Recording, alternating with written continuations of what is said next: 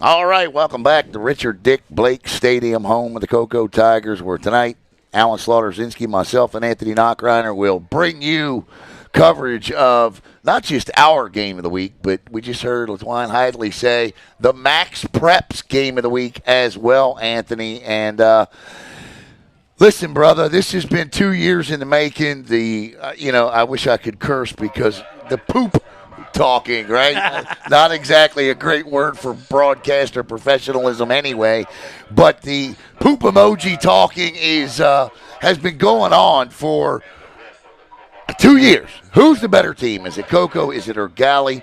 And Knock, we said in our little pregame show there with Caleb that this will not be the same two teams tonight that we expected to see in September. No, I was going to say, I think we thought we would see perhaps in this game the ball in the air far more. But I think now that we look at it, going back to the game last week against Heritage, Coco had a lot of success on the ground. I think in this game, Coco has to have success on the ground. Eau Gallie, the way they've had success, the way they've stayed in ball games, the way they have found some offensive production is by running the football. So I thought, back in August when I looked at this game on this calendar, I thought we would see the ball in the air, and I think we're going to see a lot of it on the ground. It would not surprise me if, this game goes by pretty quickly in terms of just the clock not stopping because of all the running that we are seeing. Knock, if the Eau Gallie Commodores come out on top in this one, what will have happened in your opinion? I think Xavier Larice will have rushed for over 125 yards, and he'll have 2 scores in the game at the very least.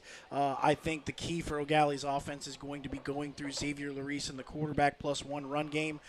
Very curious to see how they implement the freshman talent, Xavier Corbin. But I think it's the senior quarterback, Xavier Larice, because if he can just find a hole, in that quarterback +1 run game where it's 11 on 11 essentially, he's got to make one guy miss and then he's off the races. I think that's how Eau Gallie gets it done.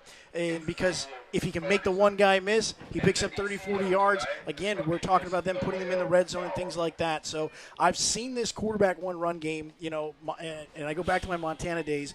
Montana State had a quarterback in Tommy Millott that was able to run that offense efficiently and picked up huge chunks of yards on the ground that also allowed other running backs to get involved. So if Xavier Larice can open up holes and force the Tiger defense to focus on him, we'll see Corbin as well as perhaps T.J. Monroe get involved and be an offense that can be dynamic against this Tiger defense, which is not easy to do. No, that's absolutely right. Now, and tonight, if Coco comes out on top, what did the Tigers do to win? I think they leaned on one of their true stalwarts in Zay Chappell. I thought he played really, really well last week. I thought he was a big reason why the Coco Tigers offensively had success.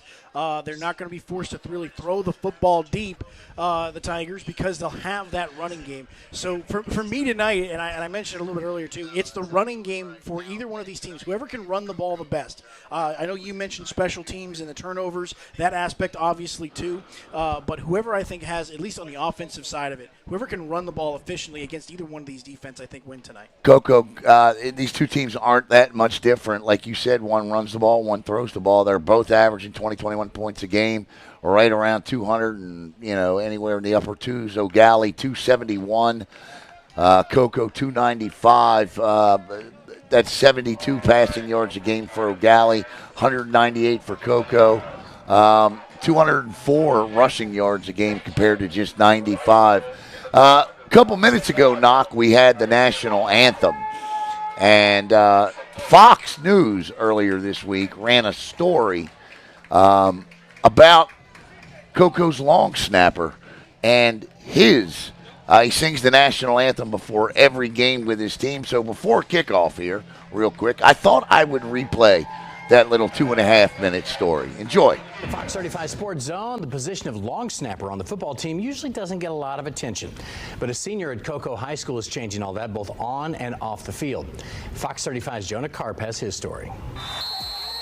When you win 3 consecutive state titles, the goalposts shift. The eye of these Coco Tigers, championship or bust. Coco High is phenomenal. Y'all have to win a state championship because we're Coco. You can be undefeated and lose the state championship game. No one celebrates that. It's state championship or bust. A winning culture needs winning players. And no one has tackled the Coco spirit like long snapper Chris Robinson. I just can't wait till I get another ring. That's the ultimate goal. You know, he's someone that everyone trusts. He's someone that everyone respects. You know, he's done so much for the program. He does so much for the school. He's just a quality person. He's exactly what we want as a Coco Tiger football player and a Coco Tiger student. Chris gives his all in everything he does, whether that's snapping or singing. I want to try and do football and chorus, but if I have to choose, I don't know. We're all on a team in some way. He's really inspiring. I really appreciate him showing the other students how both are possible. No one in there could do what I do.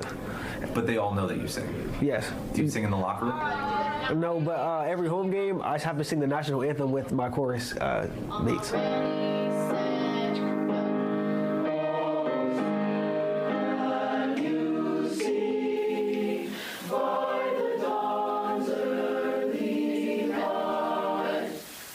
Arts and athletics intersecting in one special young man. Chris embraces what makes him different, and that's something he's always had to do. Both me and his father are white, and him and my other two boys are black, so, you know, there's lots of questions that would be asked in that scenario. People would see my mom at school or something, they'd be like, "That's your mom?" I'd be like, "Yeah, I'm adopted." They'd be like, "Oh," like they would just be completely shocked. Chris and my middle son both were drug babies. They tested positive for cocaine. Chris tested positive for cocaine and marijuana when he was born. Just a little peanut. The cutest little. All the foster moms were fighting me over him because they all wanted him. They still do. I never judge a book by its cover because I don't know where someone came from, just like how people don't know where I've came from.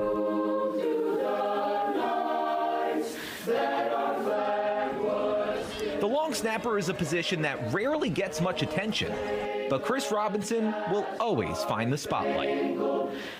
He's a winner. He's a Coco Tiger after all. We're very proud of him. The choir loves to not only sing for the football games, but they stay around to watch and cheer for Chris and hang out and be supportive of the football games. Because with football, because my position is long term, but so is chorus, so I couldn't go wrong with either.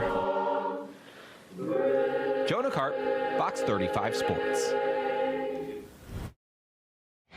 Great story there for Chris to appear on Fox 35 News. And Knock, we are set for kickoff. Our first quarter tonight will be brought to you by Gamers R Us. And we are ready to go. Knock, do your thing, buddy. Well, the Coco Tigers will receive the opening kickoff, so Eau Gallie will see it in the second half as we will see John Adams swing the leg here. Back deep to return is going to be Tank White along with, I believe, Darron Guilford. And Adams will go ahead and corner kick this one, and it'll go right into the hands of Tank White as he picks it up at the 14 and hit hard at the 16, and that's where Coco's offense will get things going. That's what we're going to see. Knock right out of the gate, hard hit, and that was a big hard hit, a great play. I'm not sure that's where that kick was supposed to go, but you know what? Eau Gallie will take it. They covered it well, and now we get our first look. Who will lead this offense tonight? That is going to be the ultimate question. Will it be Trenton Washington? And right now, it's not. It's going to look like number 4, Troy Silberzahn, leading the way at quarterback for the Coco Tigers. Zay Chappell in the sidecar left. Trips to the top of your screen. First down and 10 from the 16. Now, before anybody thinks this is a quarterback change, there is an injury issue Champ is dealing with that we will not get into detail on. Well, we saw Champ Smith leave the game last week. Trenton Washington finishes as we see the first play. Silberzahn picking his hole. He's going to go right up the gut across the 15, hit hard there, and that looked like Xavier Larice, along with other host of Eau Gallie Commodore defenders, in on the stop, but a good gain on the first down and 10. Picks up about 6. That's something new, Knock, that we didn't think we'd see, and that's Larice in that secondary tonight. He hasn't been there very often this year, but we expected to see him tonight, and he's there. Well, again, a 4-star safety and getting ready to go to the University of Oregon as a safety next year. Big piece missing for Eau Gallie's defense the last couple of weeks as Silberzahn sees second down, and the handoff will go to Okies Battle.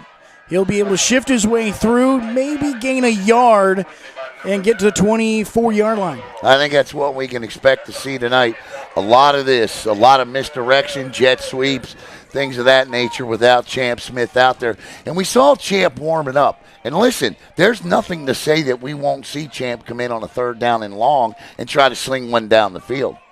Yeah, I mean, Coco has anything at their availability here. But so far, I mean, 3rd down and about 3 to go here. Need to get to the 26 for a first down.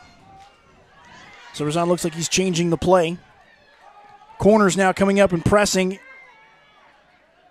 Captain Roll, the true freshman, on that top of your screen.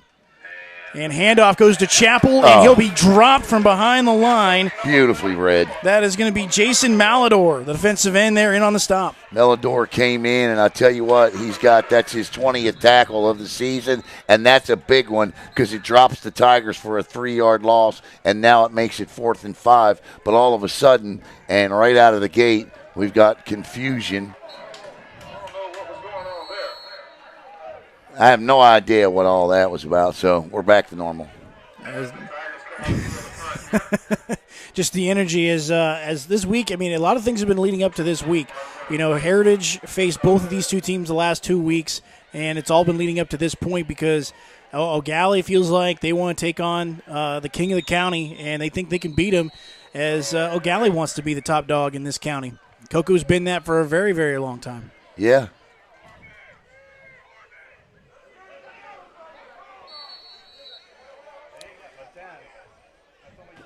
Back deep to return is going to be T.J. Monroe for the Commodores.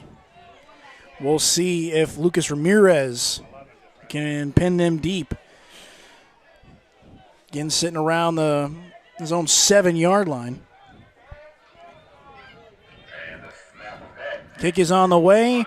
It's going to get to about midfield before it takes a Tiger bounce, and the Tigers will continue to let it roll as they stop it at about the 49-yard line of the Commodores, and that's where Xavier Larice and the offense get underway. Well, that's the other thing we didn't talk about tonight was who was going to be able to flip fields. And right there, right out of the gate, because of the special teams play and the hustle down the field to pin the Tigers deep on the kickoff, it's going to be the Commodores that get an opportunity on the short field first knock. And I was going to say that, and against this dark side defense, you will take short fields all day long. You're going to need them. Exactly, because again, you're not going to drive down the field, go 80 yards on this defense, as they've got a ton of speed. Guys that we look at, Kyrie Brooks, the leading tackler for this Tiger defense, and we'll see Xavier Larice trips to the bottom of your screen, and we'll see Corbin in the sidecar left. First down and 10. Handoff to Richardson. Richardson goes off tackle, and he'll get to about the 46. Good game. Of the Tigers in a nice run on first down. You'll take 5 times 3 is 15. Take that all day long.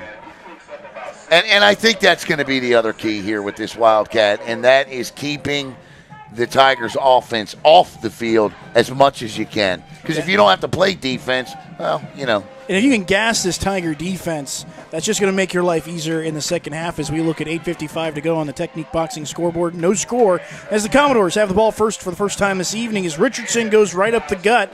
He'll be tackled quickly. Tyon Jacobs there. Another good solid gain brings up 3rd and short as the ball gets to the 42 of the Tigers. Again, 200 yards per game on the ground for Eau Gallie. Larice will cut it loose, and not only that, but let's be fair here. We will see Brody Grantland at times throw the football for them. We're going to see Darian Kolpetzer, the receiver, top of your screen. Again, Larice in the shotgun. Need to get 2 yards for a first down. Corbin going to take the handoff, goes sweeping left, upended by another Coco Tiger defender. That looked like that might have been C.J. Hester, but it will be enough for an Eau Gallie Commodore first down. First down of the game, and it's taken by the freshman. And I'm going to tell you what, he took a heck of a hit, went feet overhead, and a good sign for Xavier is that he got right up. Mm-hmm. Now, I've watched Xavier play a lot of football, okay, and I've seen him hit the ground hard. And a lot of times, it takes a little bit to get up. Right there, you can tell his maturity. Popped right up. As Donovan Richardson now comes into the ball game for Corbin. 7:41 to go here, first down and 10. Larice going to pull it this time. Coming to the near sideline, he's going to keep it, and he's going to lower his shoulder and loses the football out of bounds. And very fortunate that goes out of bounds, and that's been a problem for Larice, unfortunately, through the 3 games he's played quarterback, because he had similar fumbles back in the game against Heritage. O'Keefe's battle came up and lowered his shoulder and absolutely drilled the Oregon commit. And unfortunately for Coco, it went out of bounds. Fortunately for Larice, it goes out of bounds. But, and again, Knock, here's the important part. 2nd and 3, that's a 7-yard gain. Yeah, I mean, and again, just coming to that near sideline, he had a lot of space in front of him as the Tigers did respect the pass. Xavier Larice last week was 2 of 11 for 57 yards, so they were able to get a few passes off. Obviously, tonight he wants to see if he can improve that completion percentage, because if he can be dangerous throwing the ball for the Commodores, that'll make it really, really hard for defense to depend on him. Corbin on the sweep, and he's still dragging tacklers. He's finally brought down inside the 20 at about the 18-yard line as he's inside the tails of the Barkery red zone. I'm going to tell you what, this young man, he's 16 years old, he's a freshman, and he is as electric as they come, Knock. He is, and he does a lot of things well. He's got tremendous speed, again, tremendous balance on that one as he was able to, shave off defenders from that Tiger defense, and they're a good tackling team as well. He's going to, of course, his brother, we know about his great brother, Jay-Sean. Jay-Sean and the XFL leading rusher of the year.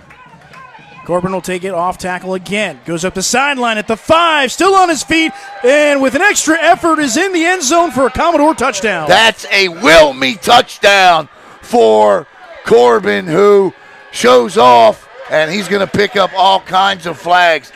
I just don't think that's the kind of thing that you can do, man. In a game like this, that's where you see the lack of maturity. I get it. The kids are allowed to have fun. Let them celebrate. But the bottom line is this.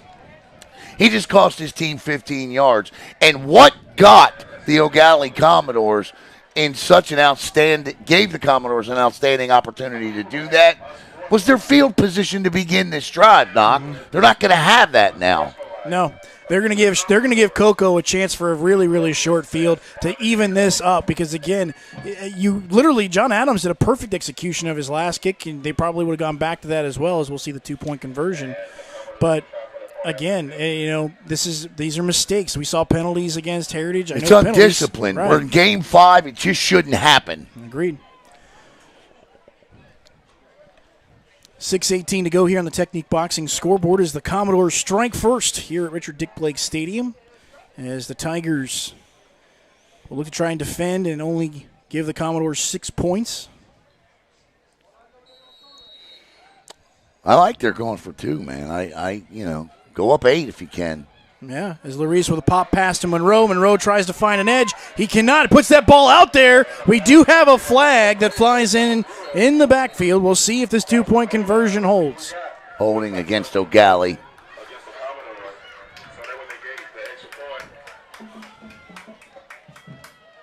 And I think now we're going to see the extra point team come out as this will move the ball back. Grantland comes in as the holder. I believe the kicker is John Adams, I think. Yep, John Adams. He's 3 for 6 so far this season in extra points. And pushing him back a little bit further, I'm curious to see if that helps him or hurts him. Yeah. But, on the talent side of it, Xavier Corbin's got it all. Oh, yeah. Because that he should have been stopped 3 times on that run, and he just refused to go down. Snap is good, hold is good, and is blocked. And so the Coco Tigers take some of that momentum back as the Eau Gallie Commodores lead 6-0 on the Brevard Sports Network.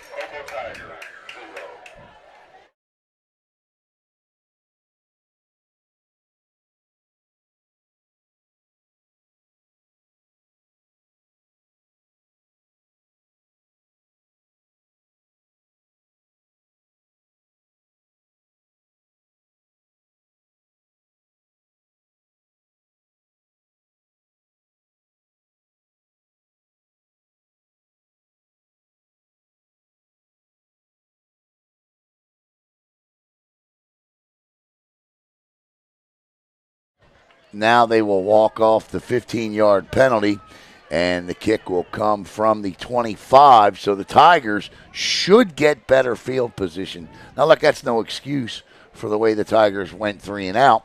But my point to all of that was the punt allowed Eau Gallie to have the ball right near the Tiger 50. So we'll see if that penalty hurts them here. Well, the interesting part will be is 2 weeks ago against Heritage, I think a similar thing happened, and Birch was able to take it 63 yards for a return. We'll see if the Coco special teams can provide a big play as we got whistles. Offsides. And we're going to back them up even farther. Yeah, he was the right side of the entire kick team. Appeared to be all sides to me. And that's on the kicker because he paused at the very last minute, hesitated, and that caused the offsides. You know, the Eau Gallie Commodores, their goal still hasn't changed. They're still going to be a team that wants to get back to the Final Four. But it's going to be really difficult if you're still making these mistakes because when you get in the playoffs, these mistakes are killers. It's week 5. Some things that, you know, the Commodores want to get back to where they were last year. Don't make it any harder than it already is. We said we believed that this was a team that could fight their way back deep into the playoffs. Not like that. Adams will squib this one again. It'll be returnable. That'll be Tank White looking for a direction to go. He comes to the near sideline, gets to the sideline, gets probably right at about midfield, and that's where the Coco Tigers will start on offense. All right. Much better field position for Coco this time, and I would imagine we're also going to see Trent Washington tonight, too, the dynamic freshman at quarterback. It's going to be Silvers on again to lead them out here, Knock. Troy Silvers on again. Nice first down run, and then it was the big man, Jason Malador, that really pushed this drive, stalled the drive for the Tigers last time out as we're about the halfway point here in the first quarter on the Technique Boxing scoreboard. The Commodores take the early lead, 6-0. The Tigers looking to respond. Clap, low snap. It's going to be Chappell this time. Chappell gets a block, and he'll get to about the 46. Good gain of about 4 and some misdirection and trickery there from the Tiger offense. Yeah, I think Chappell's he's a freshman, isn't he? Or no, he's a sophomore. So you're seeing the future of the next couple of years here tonight. Silver's on as well. Silver's on just a sophomore. So you're watching the future tonight. Tank White, the lead receiver right now on the trips bunch formation of the near sideline. I believe that's O'Keefe's battle and perhaps Smith here on the near sideline as well. Soderzon keeps it, goes up the middle, and he'll be hit hard by multiple Eau Gallie Commodore linebackers, but leading the way is Ramir Davis, and that'll be more than enough for a Tiger first down as he gets to the 39. Good run, good read by Troy. This is his opportunity tonight. A lot of people, let's just say it for what it is. A lot of people in the community weren't happy with the fact that Troy wasn't the quarterback to start for this team this year. Tonight is his opportunity to shine. As we get close to 5 minutes here in the first quarter, first down and 10. Silverzon throws quickly. That one is off the hands of O'Keefe's battle, and that one just a little high. We do have a penalty flag at the 40. I'm curious to see what his call is. I'm going to hold off before I say anything because if it is what I think it is, then it is. Let's see what they call here. Okay, I thought it was something else. I thought they were, okay. So hold on the Tigers. Now that's the kind of pass Troy can't make. He's got to put that ball down lower where his receiver can catch and turn and plant and go north. And that's a big blow right there. This is going to be 1st and 20, Knock. Yeah, I was going to say this offense tonight, we'll see what Troy Silverzon can do. Again, presented with a challenge here, 1st down and 20. And this Commodore defense, even though replacing 10 guys from a season ago, they have been a stiff defense this season. Ball all the way back to the 49, 3-step drop. Silverzon lasers one inside to Tank White, and Tank White is hit hard by Xavier Corbin, and he gains most of that penalty yardage back as he will get stopped at about the 32. Tank White came in as the Tigers' leading receiver this year. A little over 200 yards, 202 and 3 touchdowns. But the thing that I'm happy for there is Tank's the kind of player that needs confidence early. He had a case of the drops in the first couple of games this year. To see him haul that one in is a good sign for Coco. Larice calling out the defense as Silverzon will hand it off to Chappell. Chappell almost gets stuffed in the backfield, still on his feet, hit hard, still on his feet, bouncing off Eau Gallie defenders before finally getting dropped by Ramir Davis. That's a heck of a run. That is an impressive run by the sophomore as he fought off tackle after tackle after tackle to give the Tigers. That was a had-to-have-it run, and he got it. He looked like All-Star out there. Yeah, he did.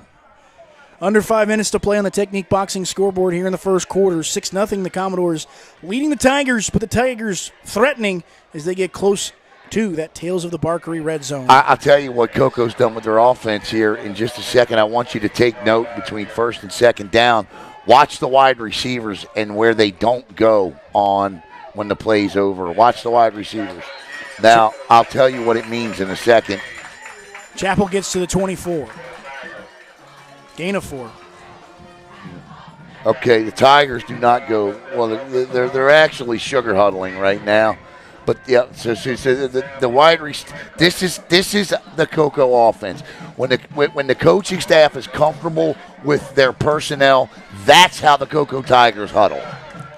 Second down and about 6 to go here for the Tigers. Chappell out in motion. Silverzon going to keep it. Finds a hole, and he'll get inside the Tales of the Barkery red zone to about the 16-yard line.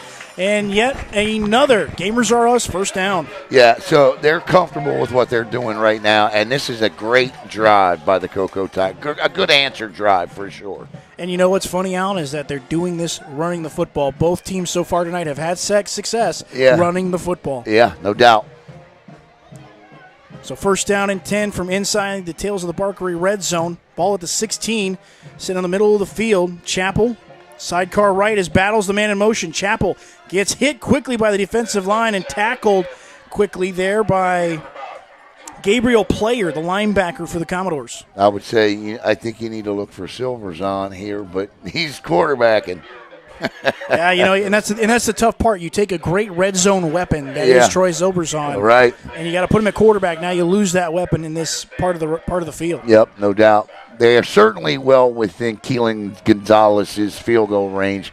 The juniors got along a 45, I believe, this year. Eau Gallie Commodores showing press man from their defense as Troy Silverzon looks to Coach Ryan Schneider for the call. Battle will now come in motion to the inside slot. Jamal Smith, the receiver, the near sideline. Troy Silverzon looking for C.J. Hester on the screen, and he's going to go to the 5. He jukes left, and he'll be end zone. Touchdown, Tigers. How about that play by Silverzon? Great read. Had the pressure coming. Saw Hester coming across the middle.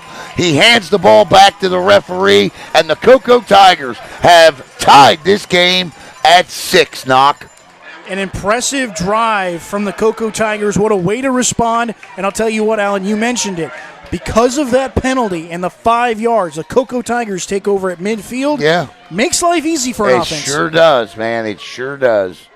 And now you got one of the best kickers in the county on to quite possibly give you the lead. Snap, hold is good. Swings the leg, and that one. Good. A little right, but good. All right. Nice drive there. And that's exactly what the Tigers needed to do to answer. They got to feel comfortable. Now, Knock, we'll see what the defense has to answer against that Eau Gallie rushing attack that was not stopped at all on that previous drive. I think I agree with you because I'm curious to see what Eau Gallie does here. Again, both offenses have looked a little similar. Right. Silverzon, Xavier Larice, the way they've run the football from the quarterback position. Right. Chappell and Corbin. I think the difference, though, being is, again, when you've got playmakers like C.J. Hester and O'Keefe Battle, you have to account for those guys.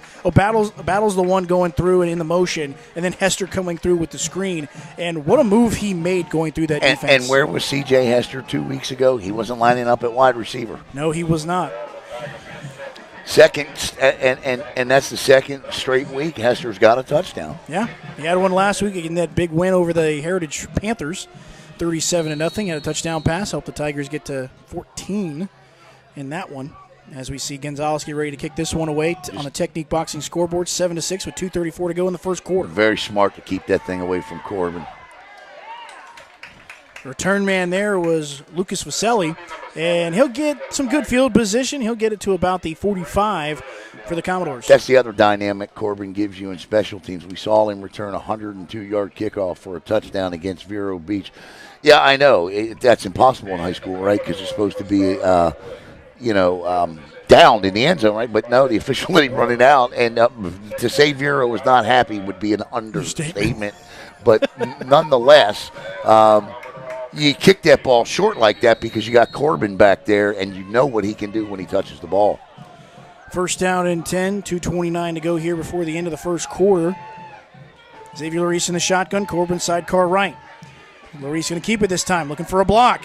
Larice to the sideline, gets across the 50, the 40, and he's still on his feet as he's brought down inside the 40 at about the 34-yard line, 33-yard line.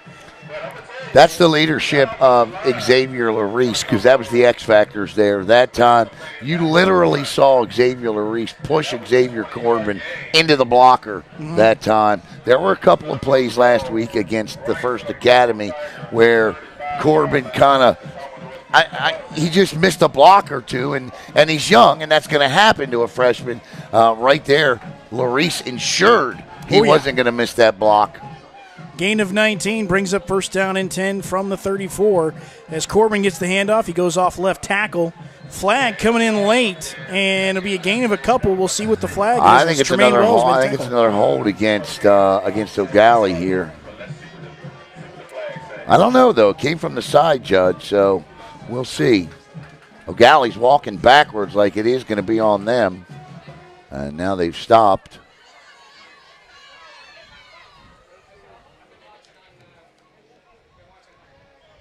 It's a long discussion. Yeah, it is going to be a hold. So that's a killer. You never want to give up real estate and gain it back twice. Not when you're, in plus territory.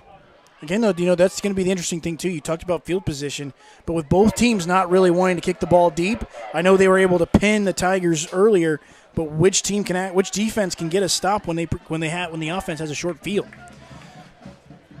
First down and a mile. Larice will keep it this time. Goes inside. Still makes men miss. And he'll catch his shoulder from Darius Phillips before he's finally brought down. Good gain by Xavier Larice. I'll tell you what, if it weren't for the Florida commit, Xavier Larice would be celebrating in the end zone. C.J. Hester, the last to get his paws on him, his Tiger paws on him. And there's one thing you are definitely right about, Knock.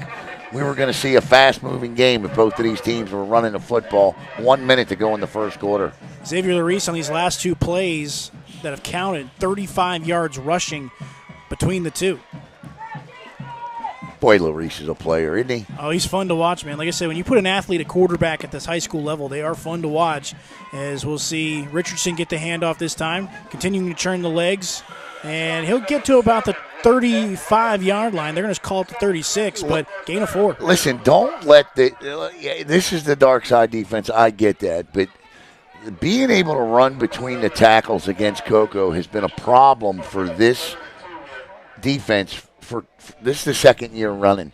Teams had field days at times last year running between the tackles against Coco, and right now the Commodores are just having a field day chewing up green.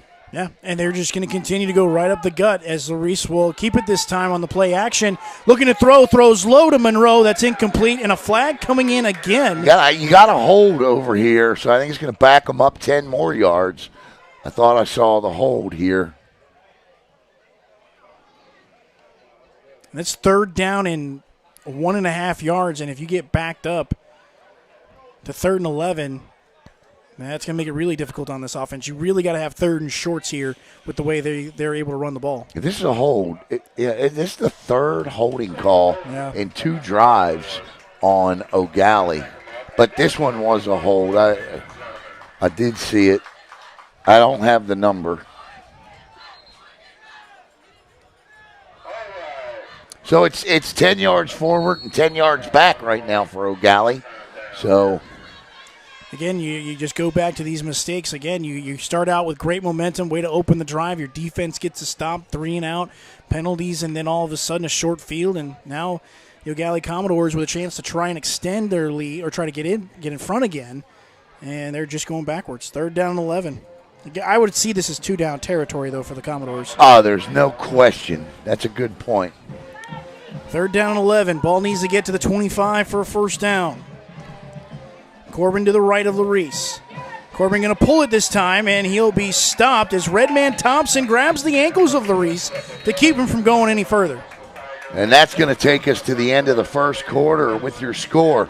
The Coco Tigers 7, the Eau Gallie Commodores 6. Back with the second quarter here on BSN.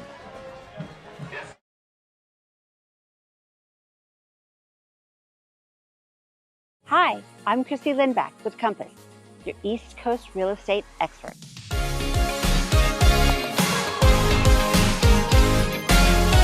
When it comes to selling your home, experience and strategy matter. My team and I make sure every detail is handled, so you get top dollar and a stress-free experience. We bring in professional stagers, high-end photographers, and cinematic videographers to showcase your home at its best. Because every showing starts online, and we make sure your home stands out. With consistent communication, strong negotiation skills, and local market expertise, I guide you every step of the way. Because here in Brevard, when it comes to real estate, Chrissy knows. Ready to buy or sell in Brevard? Visit Chrissy Knows, and let's get started.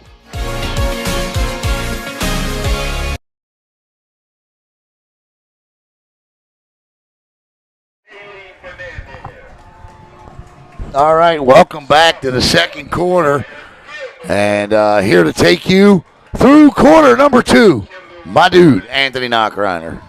Thanks, Alan. Is 7-6 Tigers currently leading the Eau Gallie Commodores, but a big 4th down here. Again, the ball needs to get to 25 for a first down.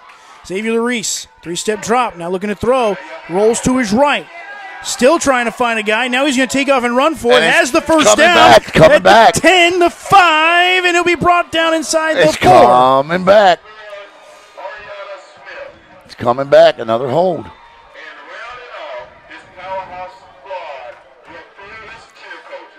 What a play by Xavier Larice, but unfortunately, as you mentioned, wiped out. Yeah, I mean, it's just, you know.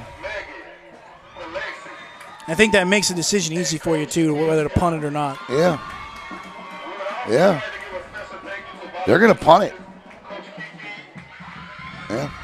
That's the 4th holding penalty. That was the other issue that Eau Gallie was contending with this year, was a young offensive line. And listen, I mean, for those of you at home that are saying they can't be holding, they can't. Anytime you see a quarterback standing in the pocket for 8-9 seconds and nobody's put a hand on him, he's holding. There's somebody that's holding. Larice with the fake, though. Nope, he's going to just run it, and he's going to try and do the rugby kick, and that's going to go out of bounds at about the 30. And that is where the Coco Tigers offense will start. Again, a short kick, but again, not bad considering the Tigers starting at their own 30. That's a huge break for Coco. They better, first of all, I say that the referees aren't going to throw flags for holding all night, but so far they have. But DeMarcus Manyfield, the defensive coordinator for Coco, is down there right now with the Tigers under the tent. And I know that he's thinking, man, I better get this figured out. And they better. Yeah, because Eau Gallie's able to run the football. If it's not for the penalties, we might be talking about Eau Gallie now sitting on the floor. Well, that was a heck of a play by Larice. And it was. You don't get the hold here, and it's 1st and goal at the 4. Trips set to the near side. Man in motion is battle now. As a low snap, he'll get the handoff on the switch motion, and he's going to be stood up by the big man, Marquise Oliveira, who was in on the stop. A gain of about 1.5 yards. It's about what we thought we would have here tonight, Knock. Yeah, I mean, 5 weeks ago, no, we thought this ball would be in the air a lot more. We thought we'd see aerial attacks, but it's going to be ground and pound here tonight. Yeah, I see Joseph Allen over there. 2nd down and 8 now for the Tiger offense. Troy Silverzon, the quarterback, taking over for Champ Smith. Again, Champ Smith left last week's game about halftime against the Heritage Panthers. Trenton Washington was the quarterback that finished. Silverzon changes the play, has to get set, And great play. What a great read over there by number 22 for the Eau Gallie Commodores. That is Daniel Tolliver. I'm surprised the flag wasn't thrown because nobody was really set on this near sideline. Tolliver read it like a Dr. Seuss book, and that's pretty easy. And he just came in. I mean, to say he was untouched, yeah, he was untouched. 3rd down and 8 for the Tiger offense. Ball needs to get to the 40 for a first down. Wow, man.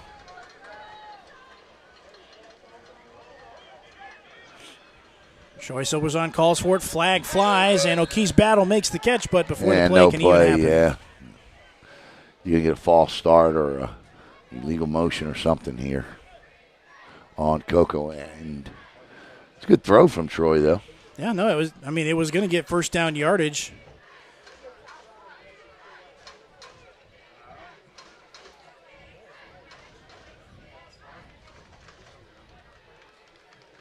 Adam Franco's losing his mind down there on that call.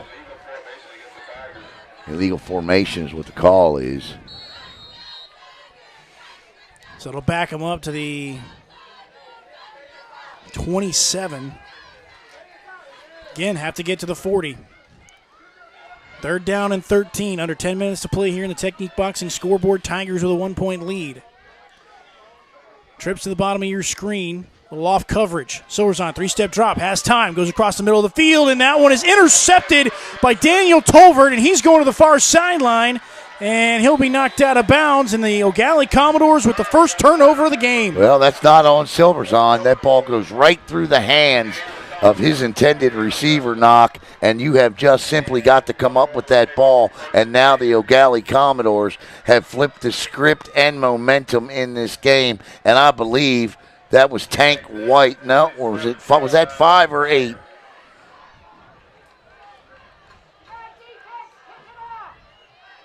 I believe that was Tank White. That ball went right through the hands of Tank White. And got to grab that, man. You've got to grab that. Especially in that part of the field where the traffic is going to be so heavy. So Tolvert, gain of about 8 on the return. The nice throws right there. Yeah. No, it's good throw. Nicely done by Silverzon. As Commodores will get the ball first down and 10 on the Coco 27. This is a big opportunity. They need pot here. They need pot. Points off turnovers. They need points off turnovers, but can they execute a play without a hold? Larice coming to the near sideline, and he will jump over one defender before he's knocked out of bounds by another. That was O'Keefe's Battle there to knock him out after a gain of a couple. I'm so glad they did not throw a flag for a hurdle.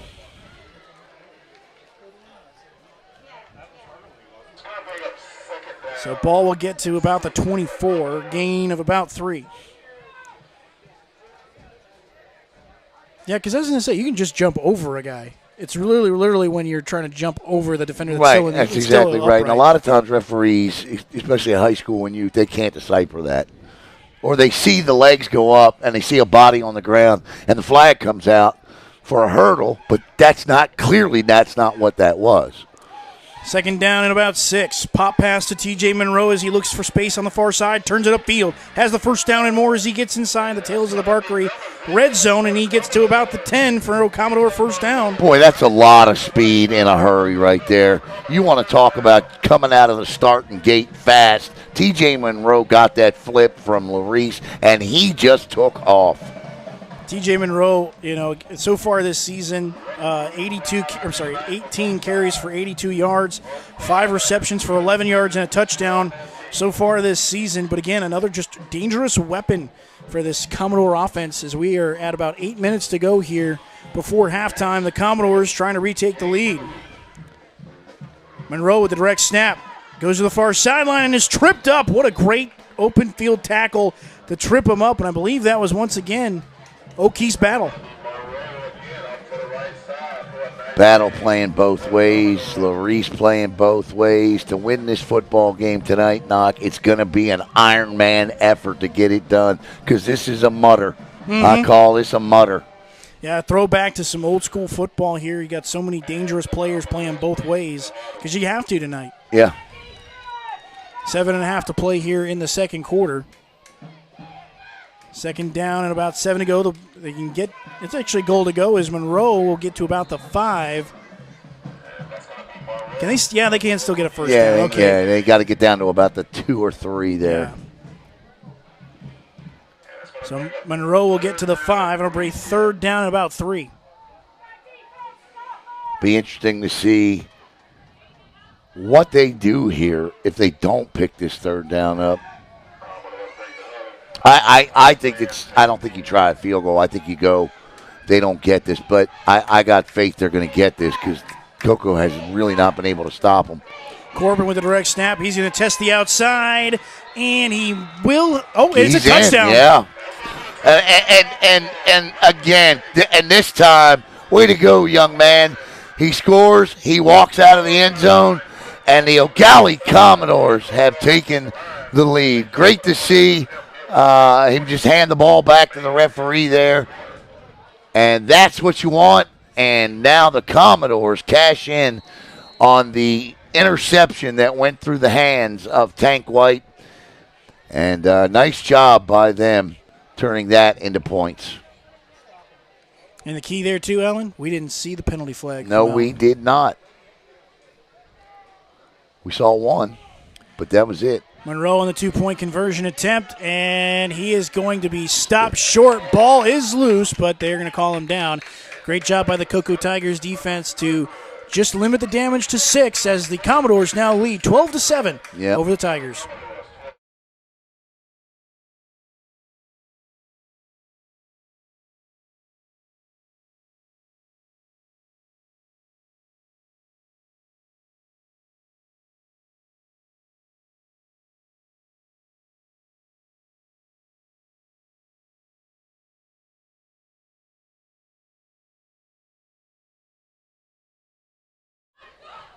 I want to say hey to Athletic Director David Kintai, who is in the booth. And I'll tell you, Coach, what do you think so far, Coach? Give me your opinion. We got to keep fighting, keep going. Too many mistakes, too many errors. You know how that is. They just got to keep moving forward. You know how we've done in the last few games. We're young, and that's what people don't give us credit for, is that we're young. These kids come back really good, and I'm looking forward to this going down this stretch here. Well, Coach, we always appreciate you. We love Coco. We love Eau Gallie, and we know that. Well, go ahead, Knock. Well, I was going to say, I think it's going to be Varys on the return. He'll get across the 30 to the 31. So the Coco Tigers offense. You had a rivalry with Eau Gallie for a couple of years over there at Melbourne. Beat them. You beat them pretty good, didn't you? We did a couple times. Those first couple of years that I had those teams, those kids were established. I came in with some great kids, and we did good. I mean, the 4 years I was there, we went to the playoffs 3 times. The kids at Melbourne are just tough and strong, and they're probably doing it down good against Palm Bay tonight. So I'm hoping for all those kids at Mel High that they're doing good. Right here, I just want to see our youngsters pick it up. They learn, they adjust quick, and I think this is still going to be a dogfight to the end, and I think we still got a good chance here. Coach, I always appreciate you stopping by. Thank you for all the love and support for Caleb. Caleb wanted me to say thank you, and thanks for everything, Coach. Absolutely. Yes, sir. We'll see Troy Silver's on first down and 10, going to get a couple as he takes a good hard hit. Yeah, now he's going to have to come out for a play because at any level you lose your helmet and you got to come out, and the referee's going to say my timeout, and it is. And now we're definitely going to see Trenton Washington.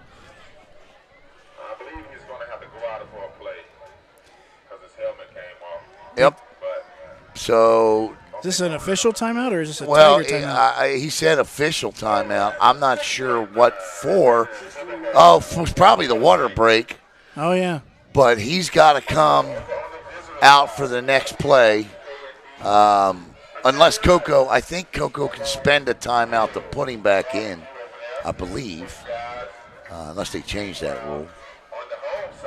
I love how when you get 3 Ryan Schneiders with the officials, okay? This is Ryan Schneider number 2, right? You don't want to see number 3. Mm-hmm. That's Ryan Schneider number 2. When his hands are behind his back like that, you're going to see the right arm come up every so often like this. He's mad, but he's not Ryan Schneider number 3. Ryan Schneider, number 1, is the one that's calming Adam Franco down because Franco's losing his mind. I love that you have his body language typed down. The stages 1, 2, and 3. That's the 3 Snyders. Ball will get to the 32. We got about 6:25 to go here in the Technique Boxing scoreboard as the Commodores just took the lead 12-7 after a 5-play drive after a turnover. Trenton Washington will hand this one off to Chappell. Chappell continues to churn those legs. This kid, man. This kid and Corbin. 37-yard line will pick up 5. You know, these guys played youth football together. They're a year behind each other, right? So you know that for a lot of these guys, okay, this is personal, real personal. A lot of bragging rights and a lot of trash talking. We've already known that as the week's gone on. Listen, I mean, I think I speak for a lot of people when I say I feel it was a shock to see Corbin end up at Eau Gallie. I think a lot of people thought maybe he'd be at Rockledge. If he went at Rockledge, maybe he'd be at Coco. But it was Eau Gallie. So Razan takes it upfield, but it's brought down quickly as he's taken down by Gabriel Player, the linebacker. He's made a few plays tonight. Coach Hall, Coach Ramos, the co-defensive coordinators of the year for Brevard Sports Network, over there waving those towels, as they should. That is a tremendous, tremendous momentum swing to get the Tigers off the field there on 3rd down. Well, so far, the story being the fact that when the Coco Tigers, they got to shorten the fields up here a little bit because so far when they've had to drive from their own 23, their own 31, and their own 30, they've struggled. As we'll see, Ramirez punt this one away. Good punt as it'll take a Tiger bounce to about the 24-yard line. 4:50 to go here in the first quarter, and I'll tell you, this is a big drive for Eau Gallie because you really kind of feel like that if Eau Gallie can score here, they can keep Coco chasing all night long. Because I haven't seen anything yet that indicates that Tiger defense is going to stop that rushing attack of Eau Gallie. Well, here's the other thing, too. This game could get out of hand because you got 4:48 to go before halftime. If the Commodores score here, the Commodores do get the ball back to start the second half so they can trade it for 2 for 1. Right. Coco Tigers could be in some trouble. Yeah, you're right. That's a good point. 1st down and 10 for the Commodores on their own 24-yard line. Oh, this is an interesting formation. Yeah, empty backfield, 4 wide receivers to the near side. Larice, quick pop pass to Monroe, and great tackle there. And I believe that is Raymond McCoy in on the stop. Yeah, McCoy read that perfectly. From an offensive-minded perspective, they just took too long to develop, and McCoy was able to get in there and slam the door. He defeated 2 blockers on that, and that's a great job. That's a loss of 4. And so the Commodores now with, again, the Commodores so far tonight where they've started plus territory at the 49, 45, and then obviously at the Coco 27. This is the first time they've got to try and drive the length of the field here this evening. Well, like you said, if they can do it and put themselves in a position to score with 4 minutes to play, they get the ball back. So, and certainly with the chunks of yardage they've been picking up on the ground, they got a shot. 2nd down and 14, ball in near side hash marker, the 20. Larice going to turn upfield, keeps it himself, and he's going to spin and brought down at the line of scrimmage. Great job by the Tigers defenders. That was Jermaine Waters in on the stop along with a few others. I think, Waters with a big game last week. Knock, he had that touchdown, and that's going to be 3rd down, and somebody's taking a timeout here. So we're going to take 1, 2. We'll be right back here on the Brevard Sports Network.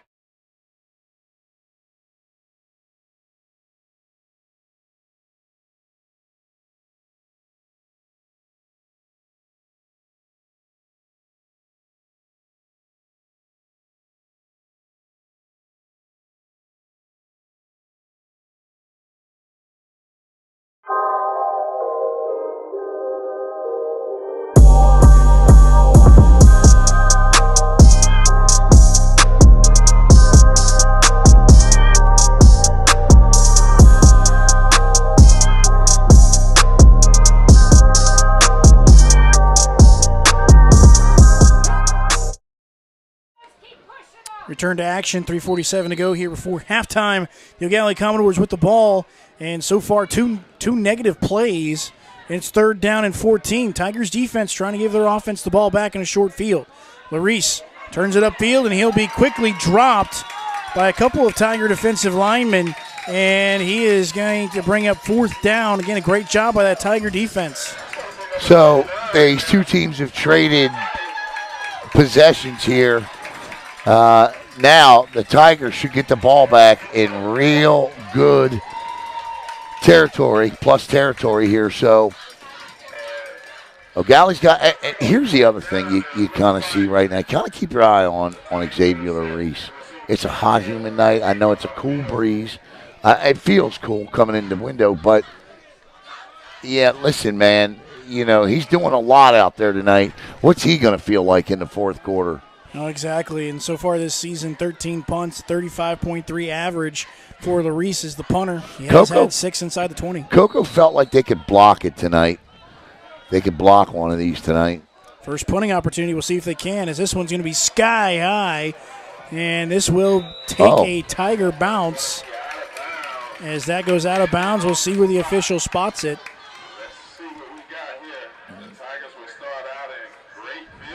It's like the 45, man. 40. 40. Wow. Okay, that's where the one ref went. No, so yeah, you're right. You were right the first time. 45. Well, I think I'm wrong. It looks like 46. They don't know yet. There you go. So, he just barely got that off. The Tigers did go after it. No, they did. And I think that's part of the reason why we saw it go sky high. I was talking to one of the coaches, and they told me that there's a couple of keys to watch for when he punts. If you give him any time at all to punt, he can be the best punter in the county. But if you put a little heat on him from a particular side, this is what can happen. Well, so far this evening, the story's been when you get a short field, these teams have scored. We'll see if the Tigers can keep that streak going as the handoff will go to Okies Battle. It'll be a reverse to Tank White. Tank White with a blocker in front, across the 40, and he'll be dropped at the 38-yard line. That's a good play, but that was a lot of razzle-dazzle for 8 yards. Yeah. You know what I mean? I was about to say he ran 30 yards across the field for only 8 yards. If I'm doing a flip reverse, I want a little more out of it. I mean, good game. There's the clap, but yeah, I want a little more out of it. That's just me being picky. 2nd down and 4 here for the Tiger offense. Under 3 minutes to play here before halftime. As we look at the Technique Boxing scoreboard, Tigers trailing 12-7. Silverzon going to keep it himself. Bounces it to the outside. He'll get across the 30 and knocked out of bounds at about the 29-yard line. So, Tigers with a first down approaching that red zone area. And I tell you what, you got to manage the clock a little bit here. It's 2:44.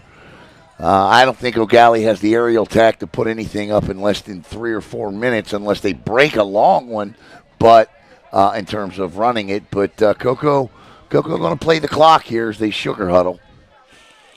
First down and 10 from the 29-yard line for the Tigers. Again, this drive started on the Commodore 45.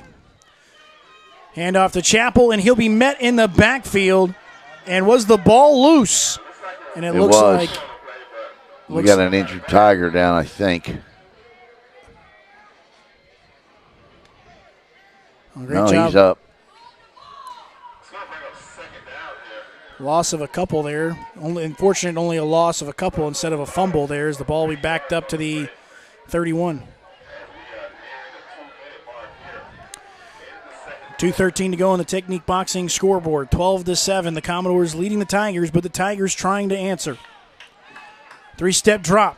Silverzon with a rainbow to the end zone, and it's almost picked off. His great coverage. I believe that was that Corbin or Captain Roll? That's Xavier Corbin. I see Corbin. The green cleats. Step for step with him, man. That was a nice ball. That's a nice ball by him. That is a nice ball, yeah. And I think he put that really where only his guy was going to be able to go get that. But again, it's the coverage there that stopped anything from happening. Yeah, I mean, that's just a good play all around. It's not like it's a bad throw, but it's just excellent coverage. And again, great job by the talented freshman. 3rd down and 12. Silverzon looking to throw. Goes quickly, looking over the middle. That was for Battle. They've looked towards the middle of the field before. Brings up 4th down for the Tigers. Well, that's one they're going to want to have back. He had an open receiver over here in the flat and missed that one there. And Battle, Oh, no, we're going to get a flag, and that's going to be a sideline warning on Coco. And that's Ryan Schneider, 3.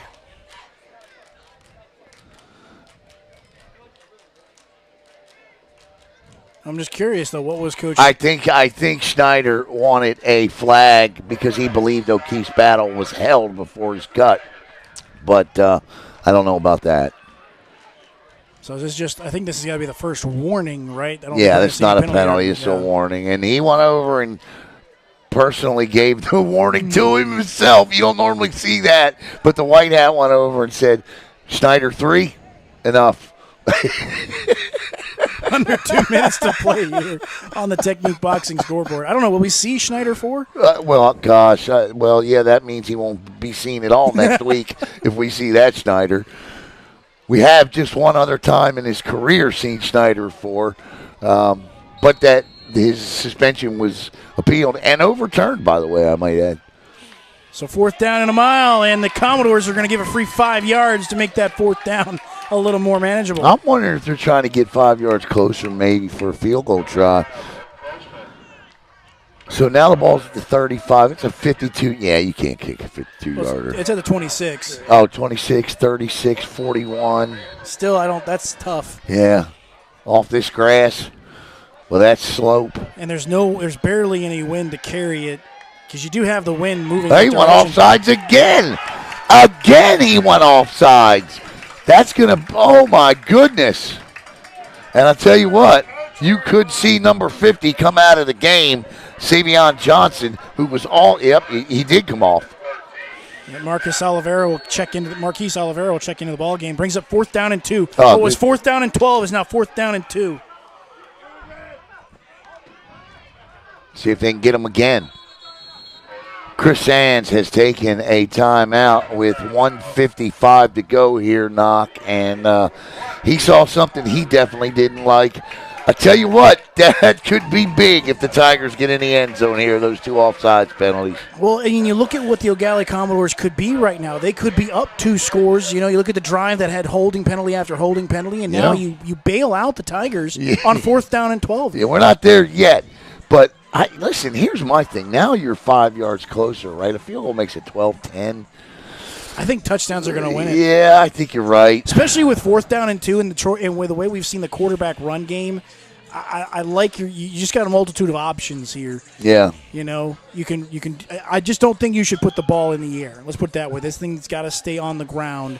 And again, Eau Gallie's defense also has been able to push the pile a little bit. They've been able to reset that line of scrimmage as we look at 4th down and 2. I'm not going to anybody else but Zay Chappell. He has shown his ability to break tackles, but he's got to have to fight for these 2 yards. We'll see Battle move in motion, and he'll reset on the inside slot. Silverzon checks for the new call.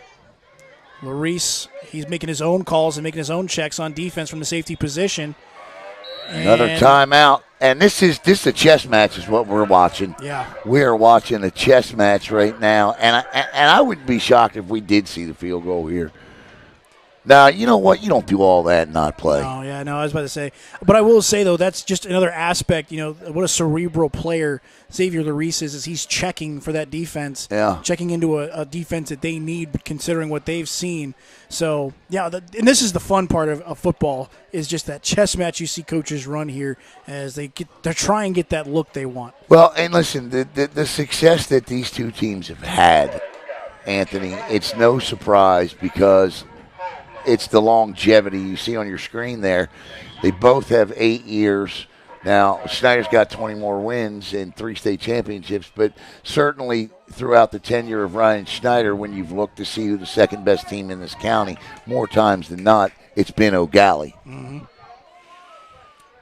So will we see a play run here as we are at 1:55 before halftime? 4th down and 2. Ball needs to get to the 20 for a first down.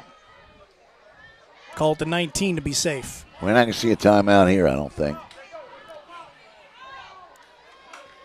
Silverzon calls for it. Quick throw over the middle, and that has got to be pass interference, you would think, as Bettel fell to the ground. No, he tripped over his feet. And there are 2 issues I have with this right here. First thing is throwing the ball. I just can't see throwing the football there. You need 2 yards. I mean, if you can't turn around and trust your offensive line to let your guy, who has fought his butt off tonight for yards, go pick you up 2, then you're not going to win the football game. It's going to be really tough here because, again, you feel like that's a golden opportunity. So far, both teams tonight, when they have faced long fields, have not been able to convert touchdowns. And we'll see the ball sitting on the 21. Yeah, not a fan of that call at all. We'll see what the Commodores try to do here as Monroe lines up in that wildcat. He'll gain a couple of yards, maybe get 3 on the tough run. And that's Raymond McCoy again in there in the backfield creating havoc. And I think Eau Gallie, who knows they're getting the football back to start half 2, is content to get the heck off of this field right now. Very much so. With a lead. Listen, they got a 5-point lead, and maybe in Coco's head a little bit after that. Coco has now had 2 drives where they come up with no points. 3 straight drives where they come up with no points. And right now Monroe once again in that wildcat, continuing to bounce. And he'll get to about the 25, a gain of a couple. About a minute to go here in the first half. Coming up at halftime, nothing. Yeah, we're going to take a break, man. Gotta take a break. I was going to say, I don't think Coco has any more timeouts at all. I don't think they have even one left. Yeah, not after all that, right?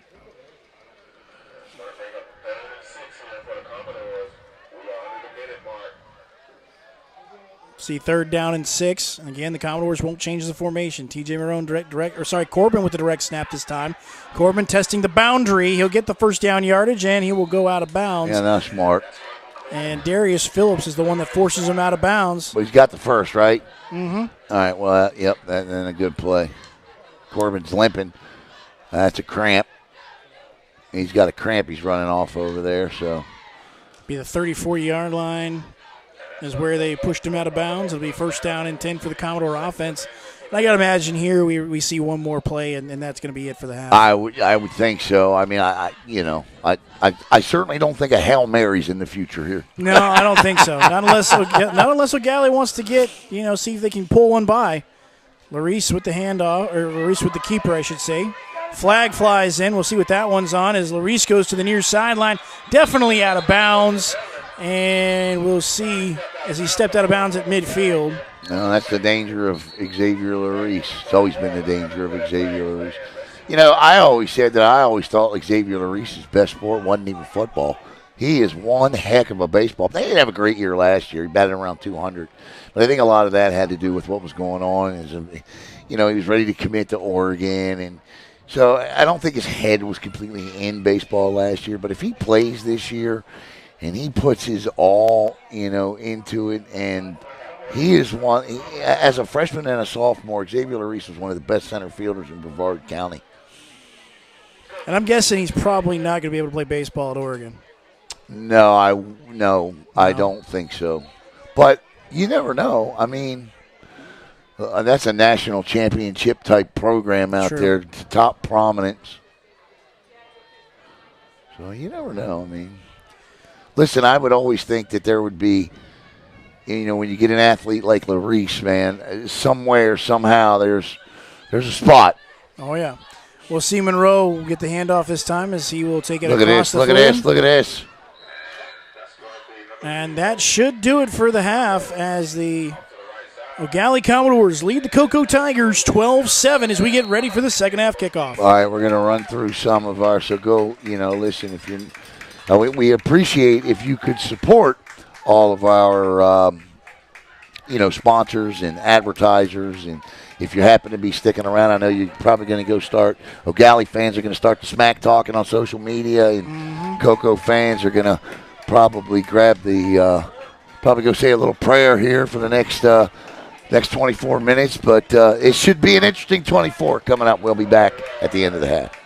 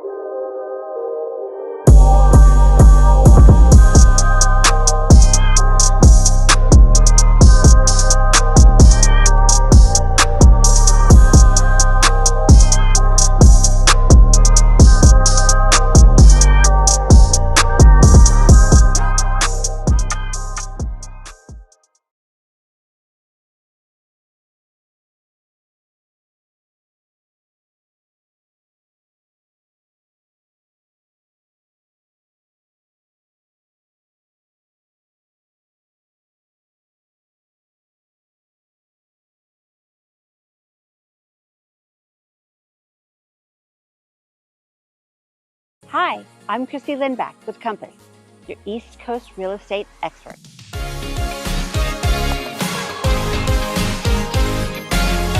When it comes to selling your home, experience and strategy matter.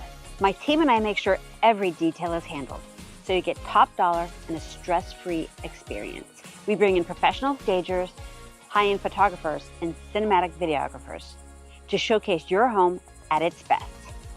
Because every showing starts online and we make sure your home stands out.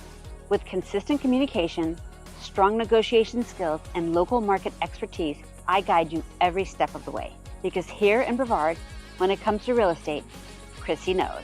Ready to buy or sell in Brevard? Visit Chrissy Knows and let's get started.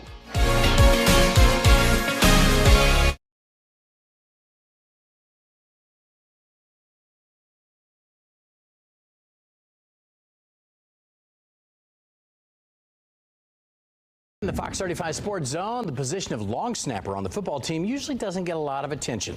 But a senior at Coco High School is changing all that, both on and off the field. Fox 35's Jonah Karp has his story. When you win 3 consecutive state titles, the goalposts shift. The eye of these Coco Tigers, championship or bust. Coco High is phenomenal. Y'all have to win the state championship because we Coco. You can be undefeated and lose the state championship game. No one celebrates that. It's state championship or bust. A winning culture needs winning players, and no one has tackled the Coco spirit like long snapper Chris Robinson. I just can't wait till I get another ring. That's the ultimate goal. You know, he's someone that everyone trusts. He's someone that everyone respects. You know, he's done so much for the program. He does so much for the school. He's just a quality person. He's what we want, a Tiger football player and a Coco Tiger student. Chris gives his all in everything he does, whether that's snapping or singing. I want to try and do football and chorus, but if I have to choose, I don't know. We're all on a team in some way. He's really inspiring. I really appreciate him showing the others how both are possible. No one in there could do what I do. But they all know that you sing. Yes. Do you sing in the locker room? No, but every home game, I just have to sing the national anthem with my chorus mates.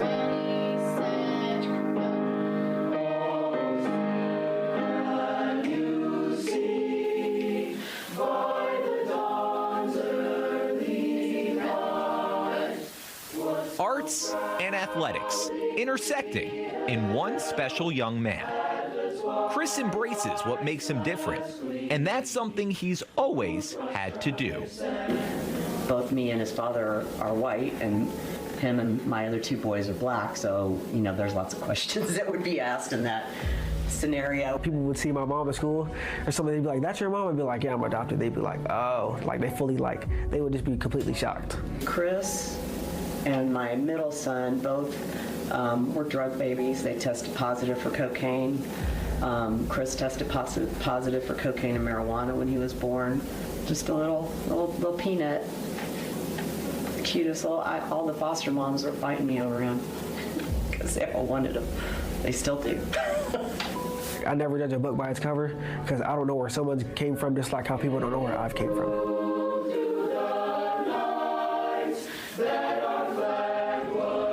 The long snapper is a position that rarely gets much attention, but Chris Robinson will always find the spotlight. He's a winner. He's a Coco Tiger after all. We're very proud of him. The choir loves to not only sing for the football games, but they stay around to watch and cheer for Chris and hang out and be supportive of the football games. Because with football, because my position is long term, but so is chorus, so I couldn't go wrong with either. Jonah Karp, Fox 35 Sports.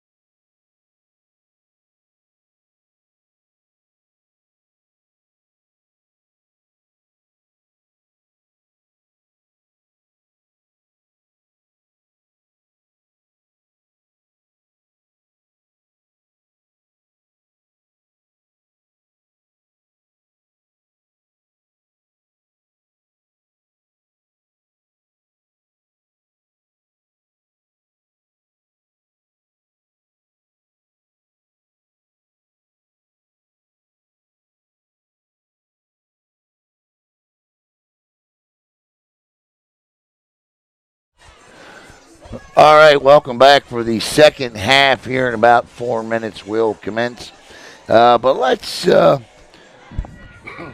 take you through the Technique Boxing scoreboard. Scoreboard. Eau Gallie right now, right here, leading it 12-7. Melbourne all over Palm Bay, 28-7. How about the Heritage Panthers? 7-7 with a top 20 ranked team out of Woodford, Kentucky. Good for them. My issue is there's still no offense. I was about to say, well, my question is who scored for them? Right. Because defensively, they've shown they can score 9 points. And you got to give credit to Bishop Moore. And I want to thank Caleb Brown for getting us these scores. And you got to MCC's got 3 points on the board, but I sure do think Bishop Moore would have a lot more. Yeah, as I say, good job by MCC. Bishop Moore, a tough team to hold to 12 points. So, yeah, good stuff by them. And Holy Trinity all over Astronaut at the moment. That's a shocker to me because I picked up, I had Holy Trinity or Astronaut winning this football game. Titusville trails by just 1 to Spruce Creek 15-14. Shocker here for me is an 8-man where Donahue Catholic is behind, or Donahue Catholic is beating Merritt Island Christian 26-12, and not long to go. So this is what we'll do. We'll step aside and we'll be right back.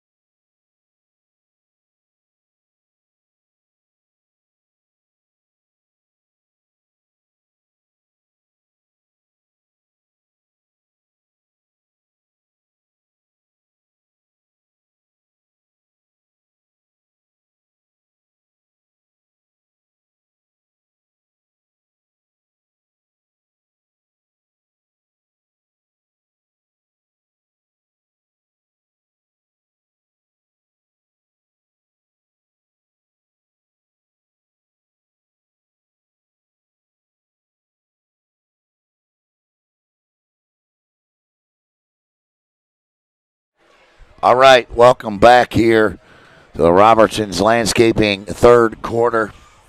2:17 to go. I guess they had to put more time on the clock. Had to.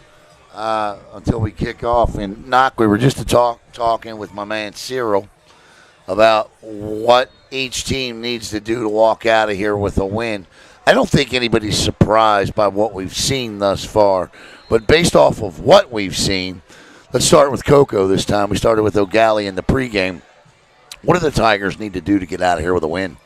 I think they've got to defensively. I think the biggest thing is they got to get a stop here to open things up. But offensively, they need to continue to run the football. We've seen Troy Silverzon do some nice things, try to get Chappell going again. And like I said, I kind of like some of the stuff in the middle of the field. If they can connect on that, they've got something. But offensively, they got to start taking advantage. They can't have drives that are empty. They have got to find a way to put the ball in the end zone. Eau Gallie is on top 12-7, and I kind of saw there at the end of that half. I don't think halftime could have came quick enough for Xavier Larice, but if you're Eau Gallie, how do you maintain this lead? By not shooting yourself in the foot, because they could have a bigger lead right now had they not done that, earlier in the ballgame. The penalties have to stop. Then that's going to be the biggest thing going forward here. This offensive line cannot get caught holding again because they've negated so many big plays tonight. Eau Gallie could be up 2 possessions right now had it not been for those holds. But, again, it's going to be one heck of a ball game here in the second half. We always hear the coaches say 0-0 in the second half. We'll see who can put the ball in the end zone and which defense can come up. And I'm going to be curious to see what both teams do in the kicking game. Obviously, you got dangerous returners on both sides, but we've seen that neither offense can really drive the length of the field. So do you try and create that opportunity so that way you're not giving either offense a short field at the 45? Listen, I think what you got to do here to start this half is I don't think you can pooch kick this. I think you got to try to drill this ball away from Xavier Corbin in that corner down there. And if it goes out of bounds, okay. But I don't pooch kick this football. No, I think if you can pooch kick it to about the 20 and take the risk to go out of bounds, do it. But from either kicker, I don't know if they have that skill level to really place that ball anywhere they want to on the field. No, I completely agree as we get ready to go here. And we saw a tweet earlier, Ticeville, he said was leading 14-0, and now Spruce Creek is up 15-14 in that one. Caleb Brown from his hospital bed, I might add. Caleb's always working. He's always working. Never stops. God bless him, man. And again, please, the GoFundMe for Caleb is at the top of our Facebook page. Caleb's going to need a lot of love and support, and he's going to need a lot of financial support moving forward. So if you can help him, even if it's $5, please contribute it. And if you can't help, that's okay too. Please share Caleb's GoFundMe. Yeah, I think I am just drilling this thing as hard as I can. Maybe get it in the end zone. Yeah, if you can. Again, don't want to give it to Larice or Corbin in the back, back deep. But curious to see what they do here. As Gonzalez goes on his approach, swings the leg. We're going to see that corner kick. Fair catch. Fair catch at the 30. I like it. Well, it's kind of a... not bad for either side, I guess. Even if the fact that they got the ball at the 30, again, you're still having to drive nearly 30 I'm not sure yards. why he fair caught it, but I think that's a direct coaching decision. Well, 2 weeks ago, Gallie struggled with just being able to keep the ball when they returned it. Heritage was able to recover a couple of onside kicks. There's some information I needed to know and just got. Okay, makes sense to me. Fair catch that thing, ball. All day, son. First down and 10, ball on the 35 for the Eau Gallie Commodores. Oh, look at this. Larice makes one man miss. Still on his feet and going down the sideline. Is Larice taking it to the house? Yes, he is. Touchdown, Eau Gallie Commodores, and that's how you start a second half, Knock. Yeah, I was about to say, but that was my key. You cannot let the Commodores score on this opening drive. Xavier Larice takes it 65 yards for a score in one play. And the Tigers are in a bit of trouble.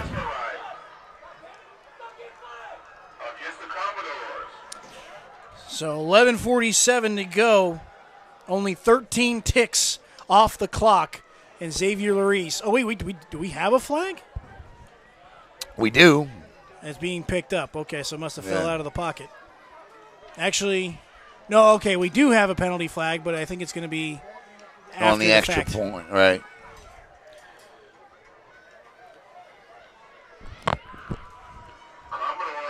What a way to come out.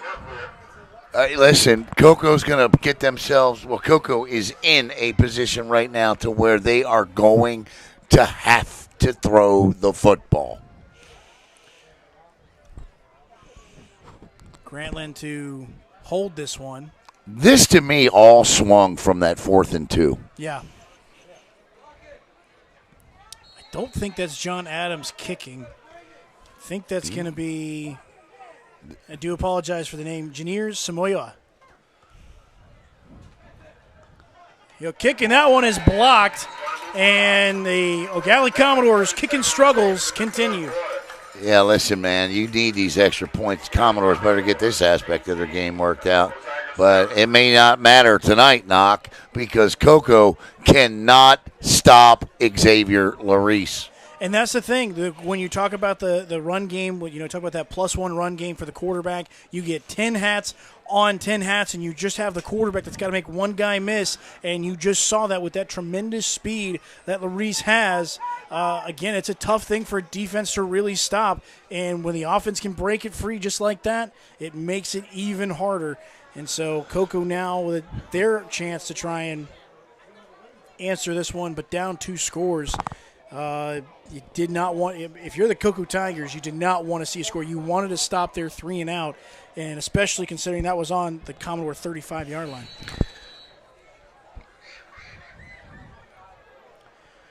We'll see a squib kick. This one will go all the way back, and it's going to be grabbed by. And again. And that's going to be Guilford, I believe. Makes one man miss, and he gets back to the 40. Good return after what could have been a shaky start.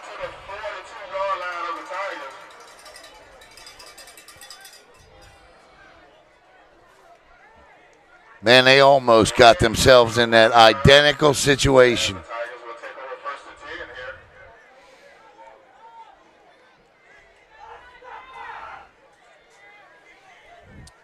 As I say, if you got a special teams touchdown for the Coco Tigers on that one, what a big momentum shift that would have been to answer. Because I think it's going to take either a defensive touchdown or special teams touchdown really here. We'll see what Troy Silverzon and this offense can do. That's right. The new 100-year anniversary T-shirts for $30 and last year's shirts on a blowout sale for $5. We'll see a trips bunch formation on the other side. Silverzon looking to throw. He's going to keep it this time, and he'll gain a couple of yards as he's brought down quickly by Daniel Tolvert. Off to the right side for a gain of 3 yards on the play. It's going to bring up 2nd and 7 here. That's right. Over here at the merchandise table, we have the 100. 2nd down and 7 for the Tiger offense. Shirts available for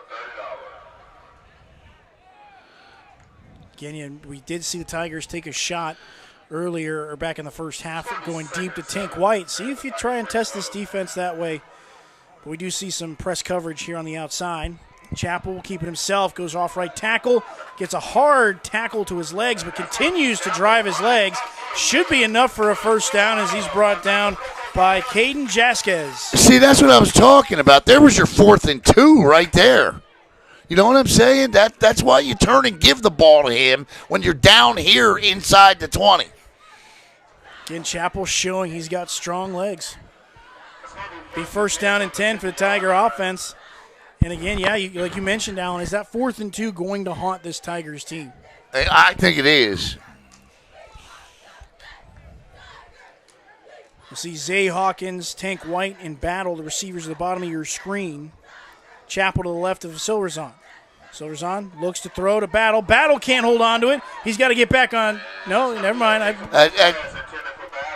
Could have been, maybe, but it's incomplete. Listen, I mean, that's just a lack of concentration by O'Keefe's Battle, and I know Battle is very good. He's a senior, but you got to come down with that football, and especially given the predicament the Tigers are in. These are two teams where and a holding penalty. Yeah, and a holding penalty. See, I mean, you just got to catch that football. 10:22 to go on the Technique Boxing scoreboard here. We're just a couple of minutes into the third quarter. And if you're just joining us, the Eau Gallie Commodores are up 18-7 after a 65-yard touchdown run by Xavier Larice to open up this third quarter.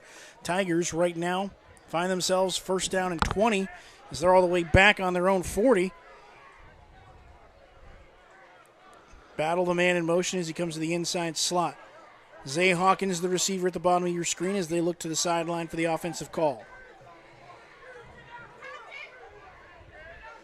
Zovers on with the clap. Throws it, this one high, and this one will be incomplete. Captain Roll with the deflection. Talented freshman cornerback with the deflection. He's got 2 pass deflections on the season, 1 pick as well. Clearly right now the Coco Tigers offense is just spiraling. I'm sorry, but, you know, they're not moving the football. And you just don't sense a lot of confidence coming from the unit at the moment. Second down and 20 here. Again, the ball needs to get to the Commodore 40 for a first down. Silverzon looking to throw. Throws up a rainbow, and this one's going to be intercepted by the 4-star safety commit, Xavier Larice. Yeah. And he's still on his feet and finally brought down by Tate White. Mr. Do Everything, Xavier Larice in the secondary, providing double coverage with Xavier Corbin, and Larice won't even come off the field, Knock. Nope, right back to the quarterback position. And again, the Oregon commit with a big play, as it was a nice throw, but just a little too far out in front. And a tough break there for the Tigers. And we'll see the Tigers defense, again, after getting gashed on that 65-yard touchdown run, what kind of answer can they have here as the Commodores offense comes on the field?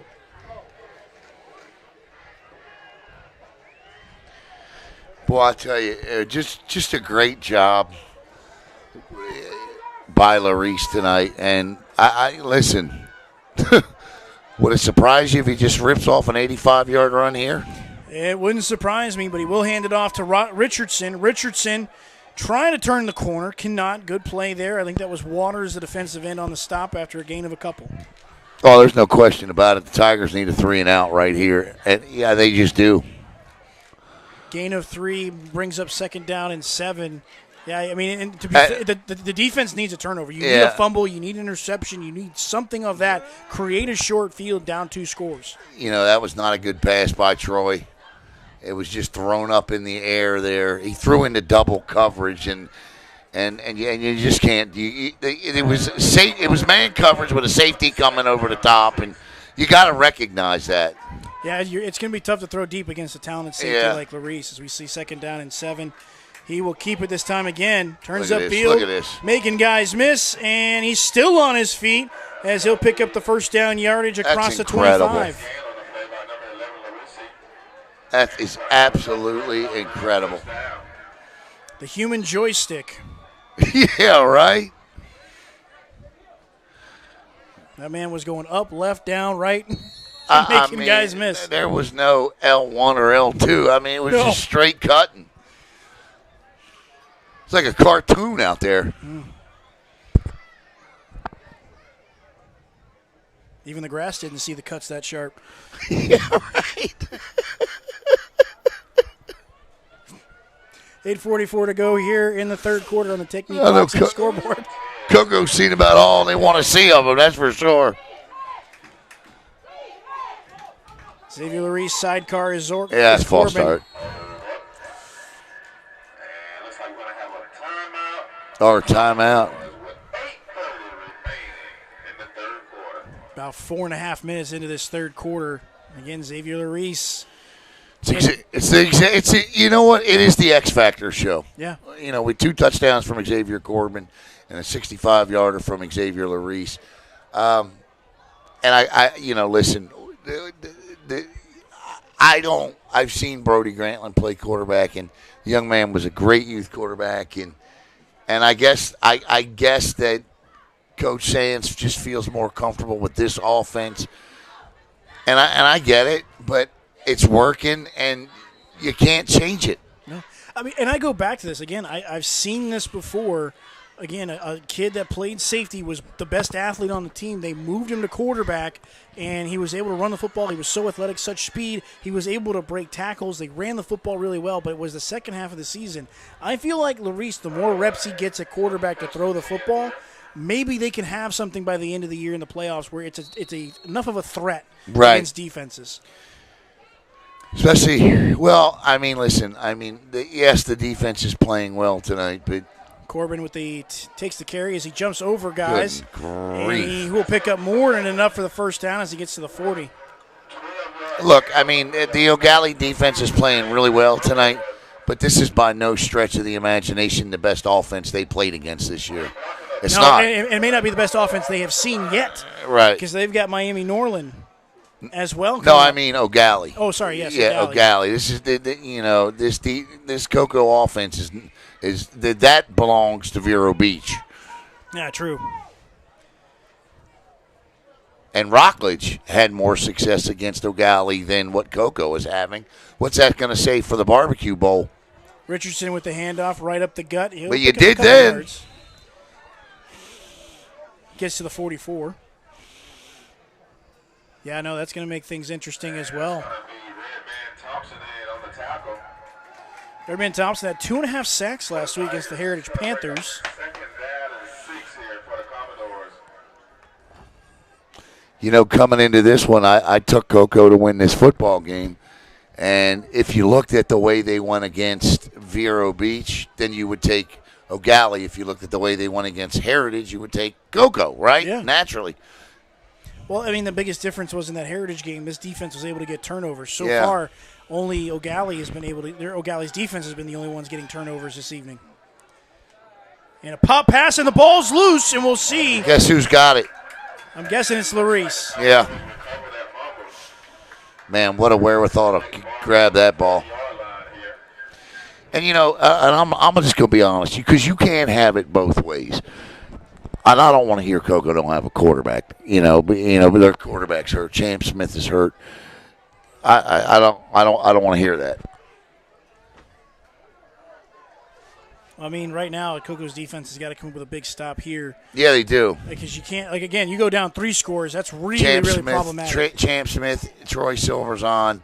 They didn't give up the 65-yard touchdown run. They did not. Monroe, the man in motion. Larice with the keeper this time, trying to test the sidelines. He loses the ball again, but favorably for the Commodores, it goes out of bounds. Second time tonight. Well, we keep saying if you're going to lose it, and Larice is down. Uh-oh. That wouldn't be good. No, Larice is up. Somebody's down. Larice is up. Somebody's down.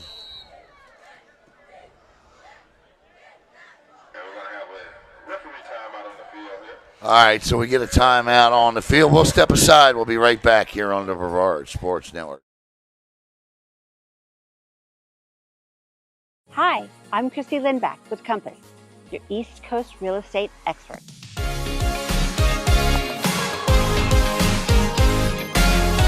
When it comes to selling your home, experience and strategy matter.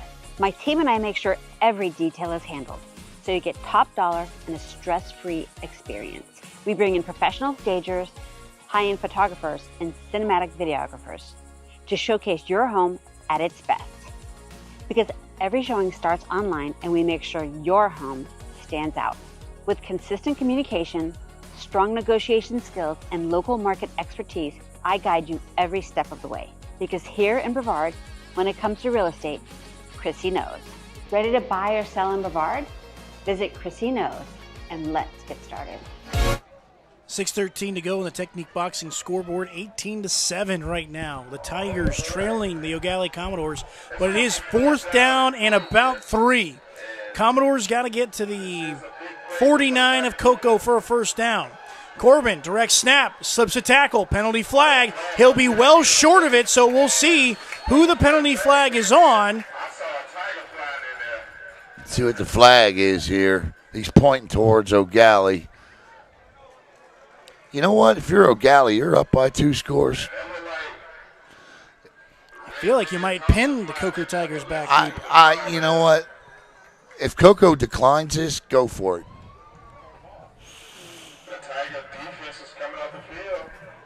So they're going to pick up the flag, and Corbin was well short. I know. That's one of those moments where you could probably put this thing away if you could pick up those 3 yards. Very true, because, I mean, again, you just continue the drive. 6 minutes to go. You're just going to run out of time here if the Tigers' offense continues to slow, but now... Oh, that was 4th down. Okay, I'm sorry. I thought, my apologies, my complete apologies. So they did go for it and missed it. Yeah, okay. Corbin just a couple yards shy, and again... And then you get the hold. Yeah, and here's the thing, too. Look at where the Tigers are at. You've just given them a short field. Yeah, now I look back on it all, and if Coco scores here, oh, boy. Silverzon keeps it, makes a guy miss, and he's going to be brought down by Marquise Oliveira. The defensive tackle, but a good gain, a gain of about 10 as he gets to the 40. We said that we felt like that if Eau Gallie went up by 2 scores, that I felt like Coco would be chasing. That's kind of the feeling I get right here. I know this is a big drive, and if they score, it's a 4-point game. We'll see. We'll see. Troy Silverzon, 2nd down and 1, they're going to call it. So it was Chappell with the handoff. He'll get more than enough for the 1st down as he rolls to about the 33-yard line.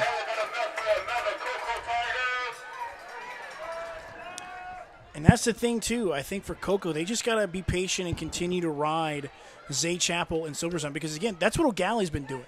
They've been riding the legs of Larice with that quarterback run game and then Corbin to the outside. I hear you, Knock, but unfortunately that's not their DNA. I know, but you got to adjust I agree. I totally agree. Silverzon keeps it this time, picking his hole. He's going to look to keep it and go across about the 30. And that's going to be a short gain for Silverzon.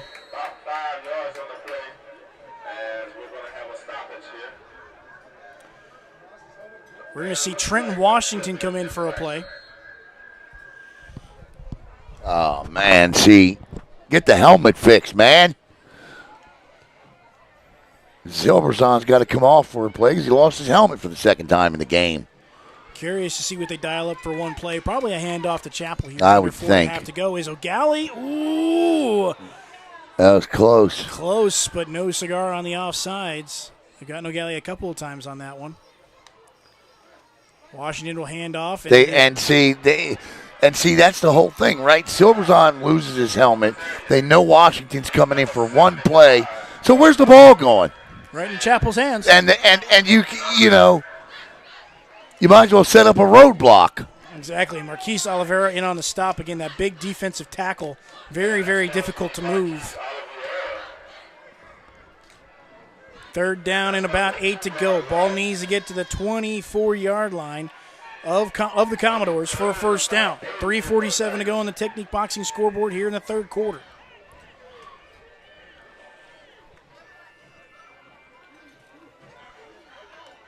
Silverzon, play action. Nice looking to play throw. action. Goes over the middle of the field. He's got the catch. And the Tigers, it's O'Keefe's battle. He dives for the end zone for a touchdown. Oh, tell me. I was like, okay. Nice throw by Silverzon on a great route. Everything perfectly executed. And that's what we said. They're going to have to throw this football to win this football game. They just did it. Touchdown, Coco Tigers. Are you telling me they're not kicking an extra point here? I say 8 puts them within a field goal. I don't understand this. Okay. Silverzon rolling. Foot race throws it. And incomplete. Yeah, I don't. You understand that?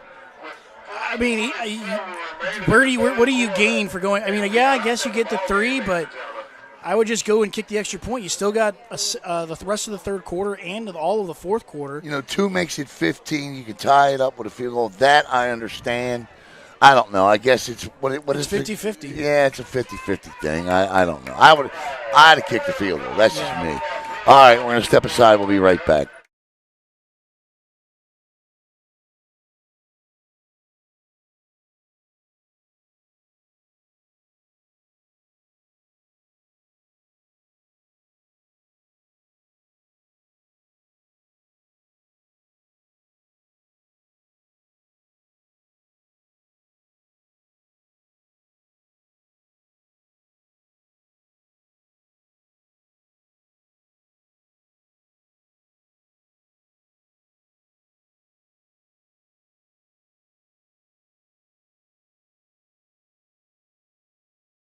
One. Kalen Gonzalez getting ready to swing that leg. We'll see if they can keep it away from the dangerous returnment of the Commodores. We'll see that corner kick, and it'll be returnable for Corbin on the bounce. And Corbin is going to be wrapped up, maybe. Yes, wrapped up at the 15. Okay. Yeah, McCarthy and McNeil Jr. in on the stop. Yep. So right now, I mean, if you're the Eau Gallie Commodores, we talked about that fourth down stop, you swing the momentum. I know Coco's still chasing, but you just kept the Tigers alive. If you're the Tigers right here, I think you have to have a 3 and out. Especially to give your offense a chance here. Right. Because, again, if you can try and create a short field, keep them pinned back on their own 15, as Larice will keep it, being chased by a bunch of Tigers defenders as he's wrapped up for no gain. And you got to give a ton of credit to Raymond McCoy for turning Larice back into his defense. That's the 4th time tonight. 3 times McCoy has gotten into the backfield and alone made the tackle. That time tonight does his job. And look where he's coming from, Knock. He's coming from the right half of the secondary. Yeah. Now, we've called his name a couple times, and he's played really, really well tonight to really force some plays. And, again, you don't want to give the corner to Larice, as we've seen about 9 minutes ago. And speaking of, Larice lining up as a receiver right now. We'll see the handoff go to Richardson. Richardson will gain a couple. It's about as big a 3rd down as you can get, Knock. And Richardson gains 4. Cramp it up. Cramp it up. When you played, Knock, did you get cramps? Yeah, oh yeah. I remember I think we had to play a game on a Saturday in the middle of the day, and yeah, definitely got cramps. Let me tell you something. I can remember crawling around my kitchen floor at night. I still do it. As an old man, wait till you get older, and you get those cramps in the middle of the night. You know, your calf cramps up, or your oh my God, your hamstring. Oh yeah, and you're literally like, you pull yourself out of your chair like you're the Walking Dead, trying to find something to put under your tongue, like salt or water or something. Man, you're like, oh my! I mean, it really, literally at that point. You just want to go jump off a cliff because anything would feel better than what this cramp feels. I can remember long bus rides home back in Maryland, and everybody be half asleep, and then all of a sudden somebody get cramp and just scream at the time. You're like, come on, man. Mm-hmm. Yeah, no, now everybody's awake. Yeah. Come on, dude. I feel you, bro, but you got to scream like that. I will say, though, one of the hardest things to do is when you take those long bus trips and you're on those buses that do have a bathroom. Yeah. And you're coming home, because I would ride the bus with the team in Yeah. Montana, trying to navigate the bodies on the floor and not step on. Oh, yeah, and it's weird how those guys sleep on those buses, on floors. I mean, across seats. Yeah. I used to do that with Florida Tech. 3rd down and 2 for the Commodores. Handoff to Corbin. Oh, they stopped him. Is going to get stuffed and leading the way. I believe that was Redman Thompson. Yep. That was huge. Absolutely huge. And now the Coco Tigers with an opportunity here that I never saw coming. So right now the ball spotted on the 26. This is where you come after the punt right here. This is where I don't even put a kid back or put a guy back. I put everybody on the line of scrimmage to come after this thing. Guilford right now is back. And low snap, kick is on the way, end over end, and this is going to take a Commodore bounce as it'll slowly roll to about the 30, and that's where it will roll, and that's where the Tigers offense will start with life. 1:23 to go in the third. All that was off the foot of Reese was a 40-yard punt. That's all. Yeah, all right, that's all. That's all. All right, Knock. After this quarter, we're going to try and plug this charger back up again and see what happens here. But I am at least going to wait till the end of the quarter before I do it. We tried it at halftime. I about had a heart attack with the audio. But at least there are two of us here streaming tonight, so if we screw it up, just go watch theirs. Yes, that's true. But I tell you, man, these updates on these Apple phones have changed a lot of buttons and turned a lot of things back on that aren't supposed to be on when we do these broadcasts. And I'm figuring it out in the middle, as are all of our guys. I'm noticing, it's crazy. Chappell direct handoff, keeps the ball, and he'll gain a couple of yards as he'll get to about the 25 before he's wrapped up by Oliveira. And gain of 6. And you're starting to see the guys stay down a little longer here. This is not a good situation here. If that's Zay Chappell on the ground, am I going to know? Is it? I hope it's not.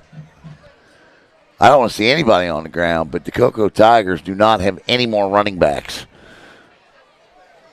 Cannon McCarthy, no.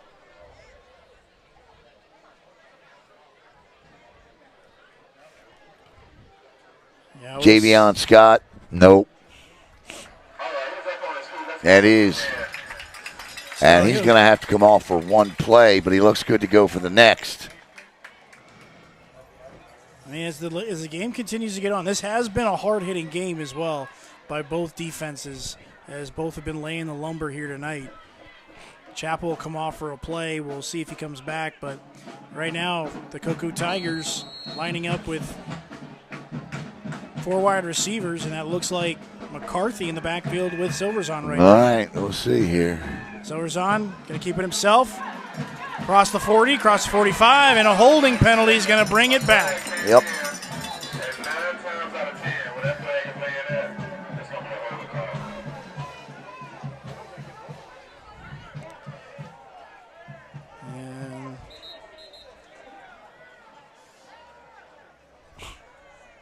And it's a hot one this evening, too. Not a lot of wind, and it's stymy.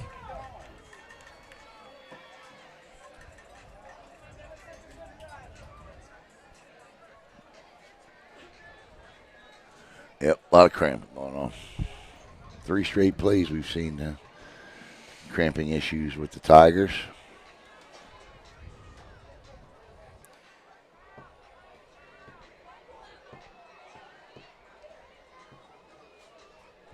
Well, what's that say?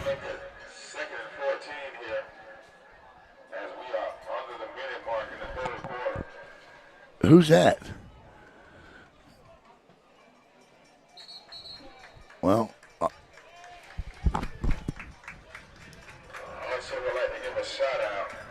right now, 54 seconds to go on the Technique Boxing scoreboard here. 18-13, the Commodores leading the Tigers, and right now the Tigers looking at 2nd down and 14.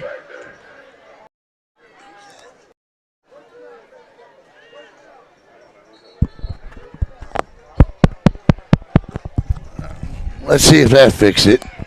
Hopefully it did. 2nd down and another flag flying. Did you just get that? It looked like that. Not sure, but yeah, about 10 minutes ago. All right. So the penalty will back up the Tigers even more. Brings them up to about the 18. Or sorry, the 22. And it'll be 2nd down and a mile as the 1st down marker is on the Coco Tiger 40. And right now we'll see 4 wide receivers. McCarthy in the backfield. Silverzon, quick throw. That one out to Battle. Battle trying to break some tackles as he gets across the 30 to about the 33-yard line.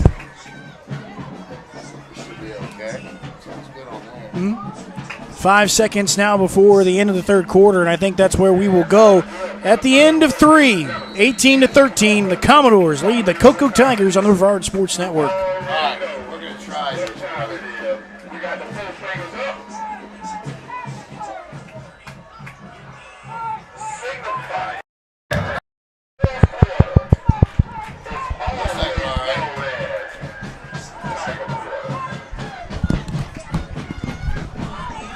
All right, let's see what happens here. Let's see if we stayed audio good. Okay. Hang on.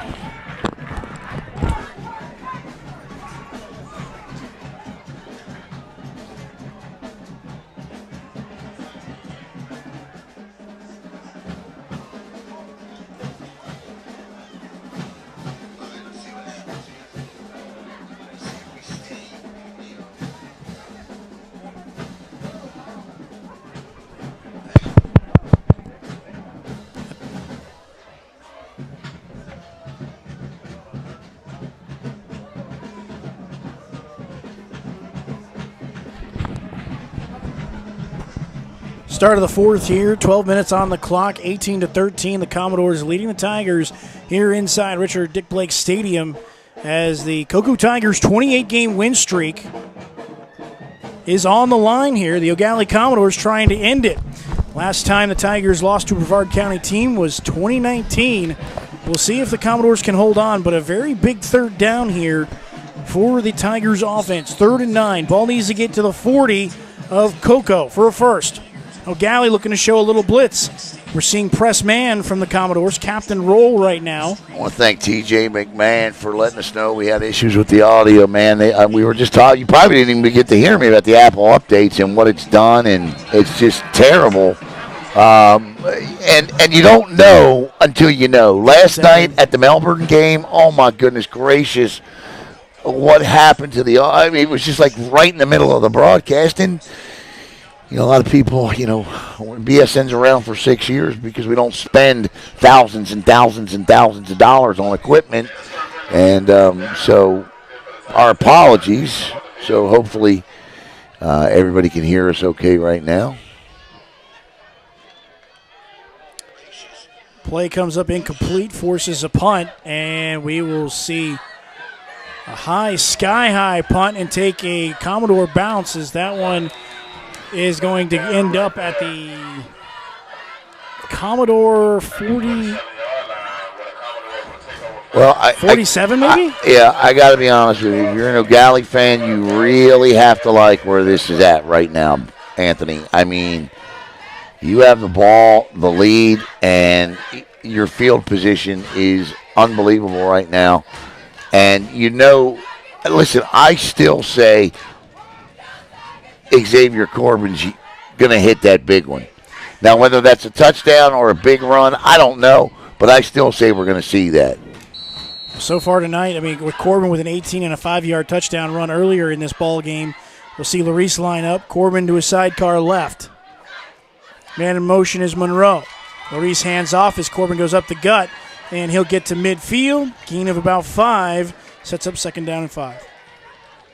Now, if you're Eau Gallie's offensive front right now, you just need to lean on and wear down a little bit on that Coco Tiger defense right now. Advantage Commodores.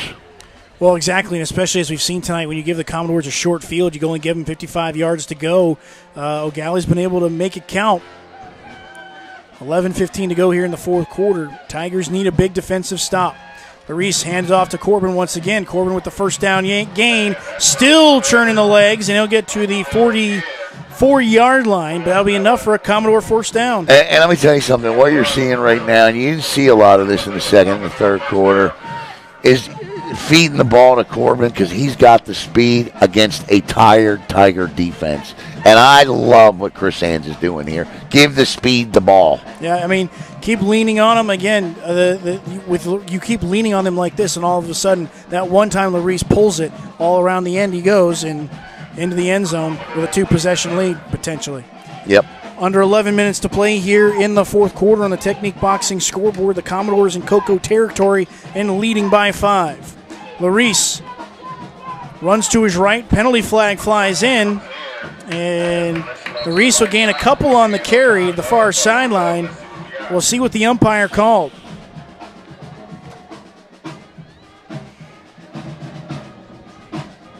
And it looks like it's going to be a hold on the Commodores.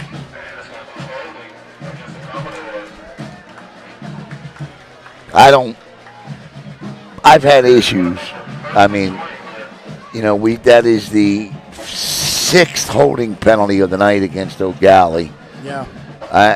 Listen, I mean, I've just had issues this year with shut up. The mistakes are just killer right now. Well, no, I'm not talking. I'm talking about, we shouldn't have this many holding calls in a football game. I wanted to see if it would continue to, and it has. Monroe, the man in motion, first down and a mile. Reese will hand off to Richardson. Richardson look at this. Bursts through the line, and he's tripped up, and he gains most of that penalty yardage back and will set up second down and about 5 for the Commodore offense as he gets to the 38-yard line. Now it's 4-down territory, I think. Yeah, I mean, you're obviously, listen, Eau Gallie's not going to be able to kick a field goal. They don't have the kicker for it. And at the same time, too, they haven't been able to block it yet. So for the Commodores, definitely 4-down territory. Eau Gallie gets any points here at all, and I think it's ball game. Larice pulls it down himself, tries to bounce to the outside, and Larice tries to throw him down. It's Jermaine Waters along with Kyrie Brooks, and it's going to be a loss of about 3 or 4. And the Coco Tiger defense is going to make it 3rd and long. Big play from your defensive lineman. Yeah, that's huge, and they're going to need 2 more of them right now because now I think you got to punt the ball. I mean, I think if you're the Commodores, again, yeah, if you were closer, like 4th and 1, 4th and 2, we'll see what the result of those places, then yeah. But I think if nothing else, you play field position because, again, the Tigers haven't shown yet that they can drive the length of the field on this Eau Gallie defense. This is the biggest 3rd down of the year for the Coco Tigers defense. It just is. I don't mean to sound over dramatic about it, but if Eau Gallie picks this up, it could deflate you. Yeah. Well, then they can even run off more time.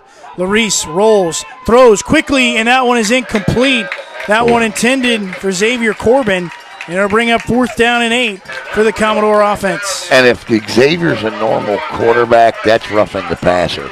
Yeah. But he's not because they're in a wildcat, so the flag does not get thrown, which is what a lot of people, you kind of saw the reaction on the far sidelines, but they're not going to throw that flag. You rarely see that flag thrown on Lamar Jackson or Josh Allen. True. Just because of what they do and how they do it. Larice with the punt. He's got 6 inside the 20 this season. Can he do it again? Beautiful punt. And he does. My God. Xavier Larice with his 7th inside the 20. Oh, they touched it. And did the Tigers touch it? Did the Tigers touch it, and did they fall on it? Yes, I think the Tigers got the ball. But why would you be anywhere near that football? So the Tigers escape disaster. Oh, my goodness. Peter. Right? Yeah. Fire, ambulance. Everything. Fire truck. Get the hell out of the way works, too. Yeah, that one does. Ball on the Coco Tiger 12-yard line. 88 yards to go for the Tigers to try and take the lead with 8:07 to go here in the 4th. This is the drive right here. This is the drive, Doc. We see Zay Chappell back in on offense. Tank White, the receiver at the bottom of your screen. Chappell, the man in motion. Silverzon looking to throw. Goes over the middle of the field. It's caught. And I think the catch is made. That's by Varus. And that'll be to the 21-yard line. Gain of 9.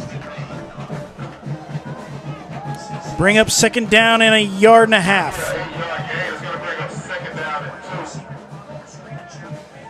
So So they must have had it at the 13. I thought they had it at the 12. 2nd down and 2. 7.5 to play here in the Technique Boxing scoreboard here in the fourth quarter.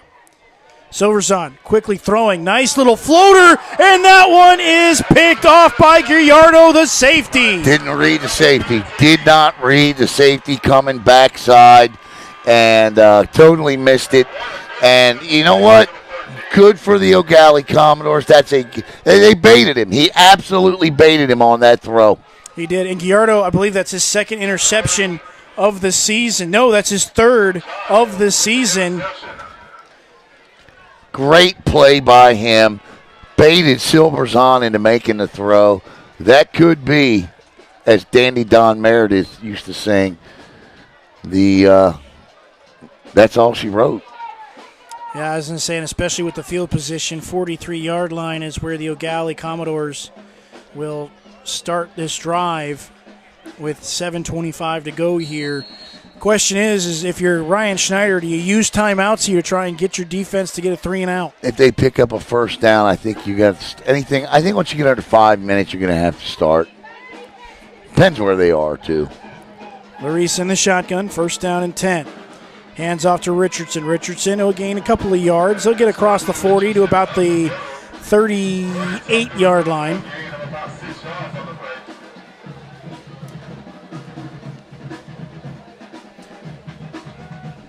Clock ticking away as we approach the 7-minute mark here in the fourth quarter. 18-13.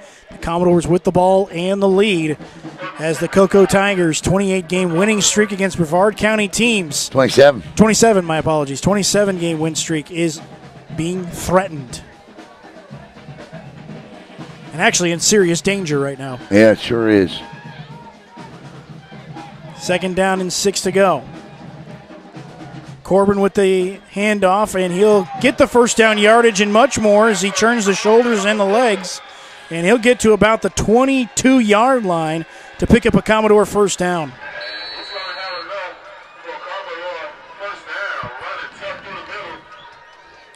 And now I think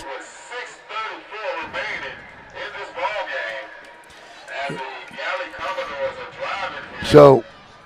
The last time the Eau Gallie, or not Eau Gallie, the last time the Coco Tigers lost to a Brevard County team was 2,148 days ago. That occurred on November the 2nd, 2019, when the Rockledge Raiders defeated, and they just didn't defeat Coco, they blew them out the wada, 42-10. And do you know who starred that particular night for that particular Rockledge Raider football team? I'm going to go with Corbin being the last name. No, he was not there. A lot of people would say that he graduated in 18. Graduated in 19, but didn't play on the 19 team. Tennyson and Mitchell. Oh, okay. Yeah, Tennyson and Mitchell, your quarterback for Rockledge that year. I want to say was Allen.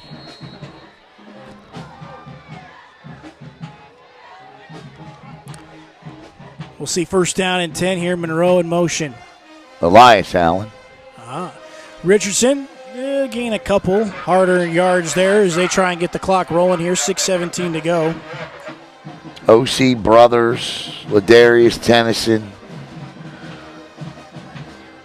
Adriel Johnson, all three wide receivers for the Rockledge Raiders that year. And they put an absolute whooping on Coco that night. Going to be But the thing was, you know where Coco ended up going? State championship, right? Yeah, they sure did. Nope, not that year. I don't think they did. No, I don't think they did. At least it was a Final Four appearance, at least. Yeah, well, it had to be, yeah. 5:35 to play here in the fourth quarter. Larice will keep it himself. Bounces to the outside. Looking for a blocker. He gets it across the 15, the 10, the 5. And do we have the exclamation point? We do. Touchdown, Commodores. That's it. Knock. That's it. The Eau Gallie Commodores have come into Richard Dick Blake Stadium and made a statement.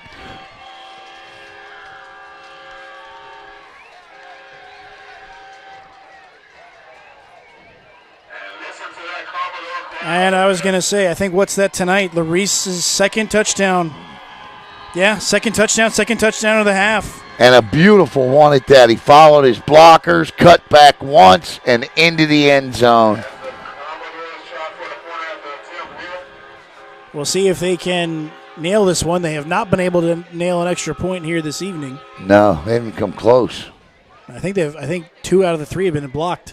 See if they can do that again. And this one is good. The extra point is good. And it'll be 25-13. The Commodores leading the Coco Tigers. It has taken a couple of years, but the shift is complete. I don't, and listen, like I said, I don't want to hear we didn't have our quarterback, neither did they. Yeah, neither did Eau Gallie. Neither did they. That is not Eau Gallie's starting quarterback. So, it's their starting safety, but not their starting quarterback. It's their starting safety. That's exactly right. So, this is impressive what they've come in here and done. Not just on offense, but on the defensive side as well. Because where Eau Gallie needed to win tonight, they did. And that was in the trenches on both sides of the ball. And I'm going to be honest, Eau Gallie dominated. Yeah, they did, especially, because, they were able to run the football the way they wanted to extend drives the way they wanted to. Again, the Coco Tiger defense, they had some momentum. But unfortunately, just those misses on offense just hurt them as they weren't able to capture that momentum and keep stealing it. As we'll see the Tigers and now they're just fall over 25. Just laying hits now, and this is different.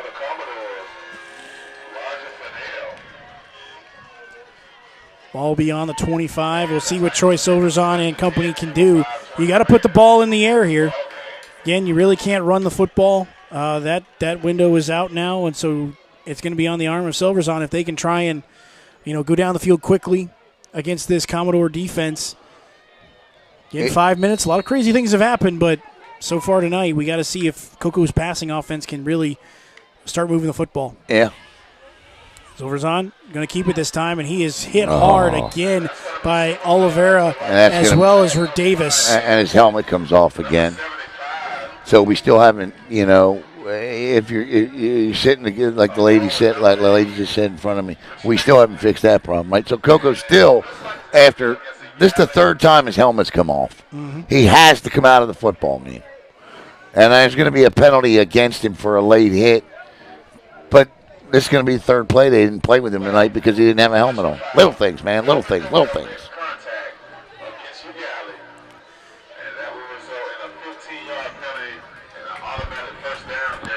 So the ball get moved to the 43.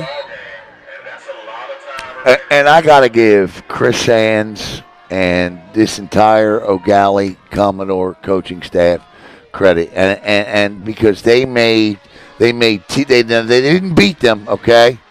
As that one's picked by Xavier Larice. Jeez. Second interception, 2 touchdowns, 2 picks. Yeah, I mean Xavier Larice, if he's not the player of the year, stop and give him the award now because and there's a flag down and it's against Coco and it doesn't matter. Just not a great throw by Silverzon, and I'm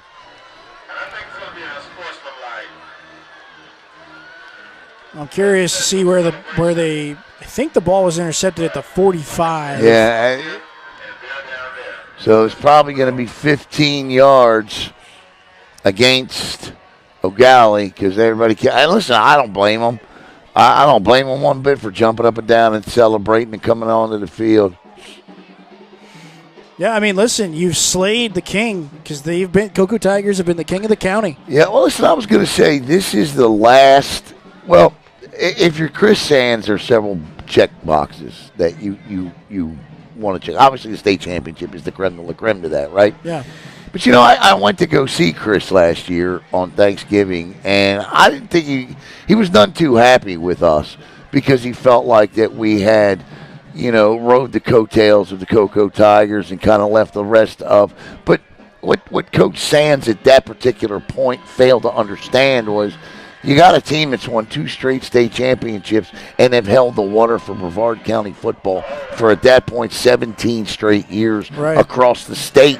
Now, it didn't mean that we had ignored the rest because we did 3-4 games every week. But sure, you darn right, you better believe we came in here to do the Coco Tigers week in and week out. So if you want to call that holding their water, so to speak, I get it. But I understood where his frustration was coming from because you get sick of hearing Coco, Coco, Coco, Coco, right? But the only way to stop that is to do exactly what his team did tonight, because now it's going to be Eau Gallie, Eau Gallie, Eau Gallie, Eau Gallie. Exactly. Eau Gallie Commodores will be at the top of everybody's rankings going forward. And I don't think Coco gets that back this year. There's nothing I've seen here tonight that, and I don't think we're watching 2 teams that are going to play in a state championship. Eau Gallie, not yet. Coco, I don't think the Tigers are getting back to a Final Four. I mean, things have got to change in a hurry for the Tigers to do so. You look at the rest of their schedule coming up. It does. They get a bye week, which is good after this game. They're going to need it. Yeah, for where they're going. You got Miami, Norland, Apopka, the Villages. Those are going to be the next 3 games. And, I mean, that Miami-Norland game coming out of the bye, that's going to be a big test for them. I think Norland came in here and thumped them last year as a 3-time state champ. Yeah. So. And then you look at the Eau Gallie Commodores, coming away with a win here tonight. Big game next week against Titusville Terriers. We talk about that district. And then, obviously, Trinity Catholic and at Merritt Island. That's the game right there, because the next team in this county that may have a shot to get them is Merritt Island. 4:42 to play here in the Technique Boxing scoreboard, as we were going to see the 27-game winning streak in Brevard County for the Tigers end here this evening, September 19th, 2025. 2 flows of 2,148 days. Yeah. Got to go all the way back to the last decade. And what's funny is I always, for some strange reason, think it was Merritt Island that knocked them off the last A lot time. of people thought it was that 2012 game. Yeah. But the other thing a lot of people forget, too, is that Rockledge beat Coco 3 straight years. That's right. Yeah. They beat them in 2017, 2018, and 2019.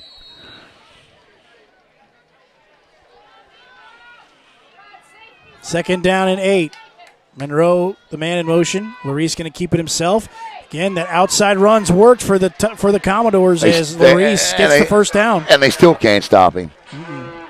Across the 30 to about the 34.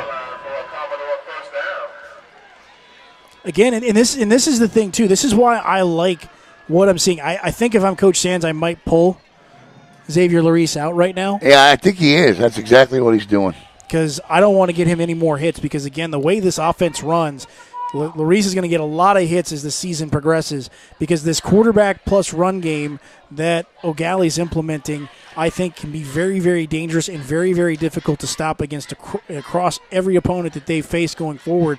Because, again, it just you got one guy that's got to try and tackle the quarterback because everybody else has got somebody blocking them. Under 4 minutes to play here in the fourth quarter. First down and 10. Wildcat formation. Corbin keeps it himself. Bounces to the right side. Has the sideline. Flag comes in late. And he will get into Tiger territory at about the 43-yard line. But I got a feeling it's coming back. That's coming back.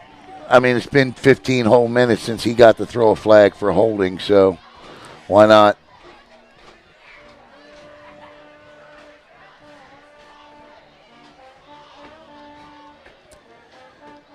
I think if you're Coco now, what you have to do is you focus and concentrate on winning your district. You go beat Astronaut and whoever the other team. I think it's the Villages, right? Then the Villages, yeah, and beat the Villages and Astronaut. Win your district and see how far you can go. Yeah. I mean, it's listen, they're not.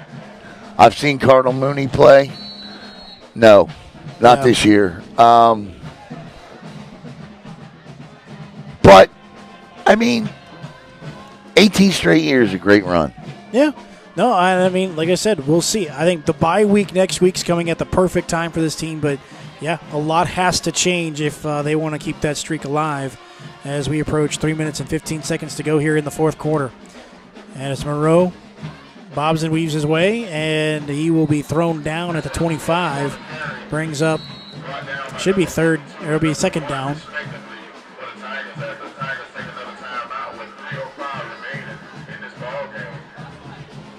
So, I mean, for you, Alan, for the Eau Gallie Commodores offensively tonight, I love the way they're able to run the football. They didn't have to put the ball in the air too many times tonight. But they throw it twice? Maybe. I'm sure they had a couple of design. I'm sure they had some pass plays, but they turned into Larice runs. But, again, I think for the Commodores offense, if you can sprinkle in enough of a threat of throwing the football from Larice, I think then perhaps this Eau Gallie offense can make a deep run. I think they do have the defense to do it. I think there are two things that you have to do if you're Eau Gallie. You have to protect Larice. Yes. So you got to be smart about. Well, you got to tell him to get out of bounds every opportunity he can. He doesn't take any extra hits. Yeah, I mean, you have to protect this kid because he is your. He's your ticket to how far you're going to go. And look, all you needed to do was see that last year, right? Larice hurt his hamstring, tried to play against Miami Northwestern, started the game, but that was it. And then once Larice was out of the football game last year, Miami Northwestern ran roughshot. You'll see, believe that's Larice back out there. Yeah, see, I don't think there's a reason to have him in right now, but okay, maybe Larice wants to stay in himself. Yeah, but that's where you got to look at it and go, no, he's gonna take punishment all year long. Their bye week for Eau Gallie doesn't come till the end of the year. Yeah, well, and that would have been the game they played Melbourne. True. Yeah. Yeah. So I definitely don't put him back out on defense. No, definitely not. I mean, listen, here's the thing. The Coco Tigers probably have enough time to run one drive, I think.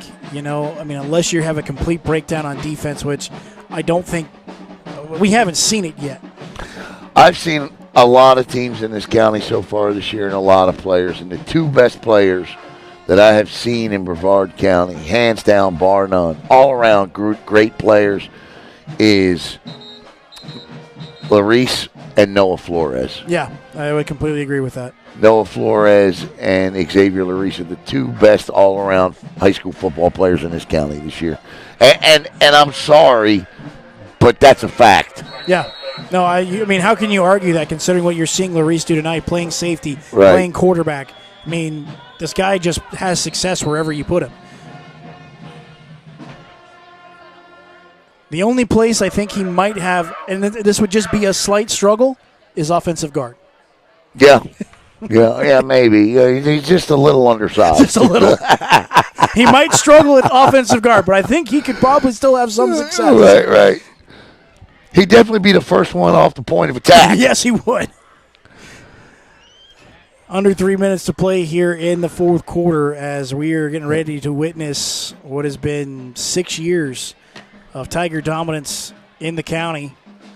And we are going to see the Commodores end the 27-game win streak for the Coco Tigers. And the Coco Tigers will get the chance to start from zero. And we'll see the Commodores, again, continue to build momentum. And you look at their schedule, Alan, who they've played, Vero Beach. You look at, the wins over Rockledge and Heritage, playing First Academy the way they did. They still got Trinity Catholic. They're going to beat Trinity Catholic. As Corbin just runs, trying to waste time, reverses field, and we are going to see another holding. That is a terrible, terrible call. I watched it. Terrible call. Not only did he not hold, he was the one being held. Terrible call.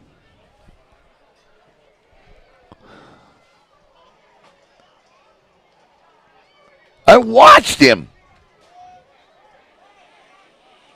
The only thing I will say, devil's advocate here, is just if he did get on the out hand, because there was a hand out. Yeah, there was. But the jersey, that you saw was coming from the Coco Tiger pulling his. Yeah. But anyway, it's all for naught. I was about to say we approach 2:46 here as The Eau Gallie Commodores will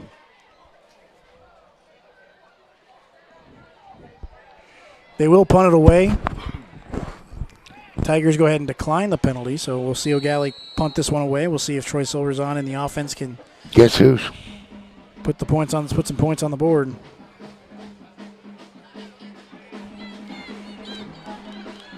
So I think it's safe to say that our Gamers R Us player of the game tonight is Xavier Larice. Yeah. Definitely running away favorite. Yep. 2 picks, 2 touchdowns. I don't know how you get any better than and that. A punting average of about, after this one, probably 30, 35. Well, yeah, about 35. As Coco will pick it up and run out of bounds, gaining a little extra yardage, make the field a little shorter, gets it to about the 47-yard line.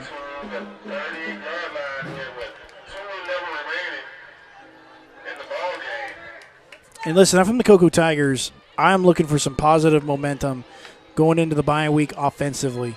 Again, I don't know how long they will be without Champ Smith.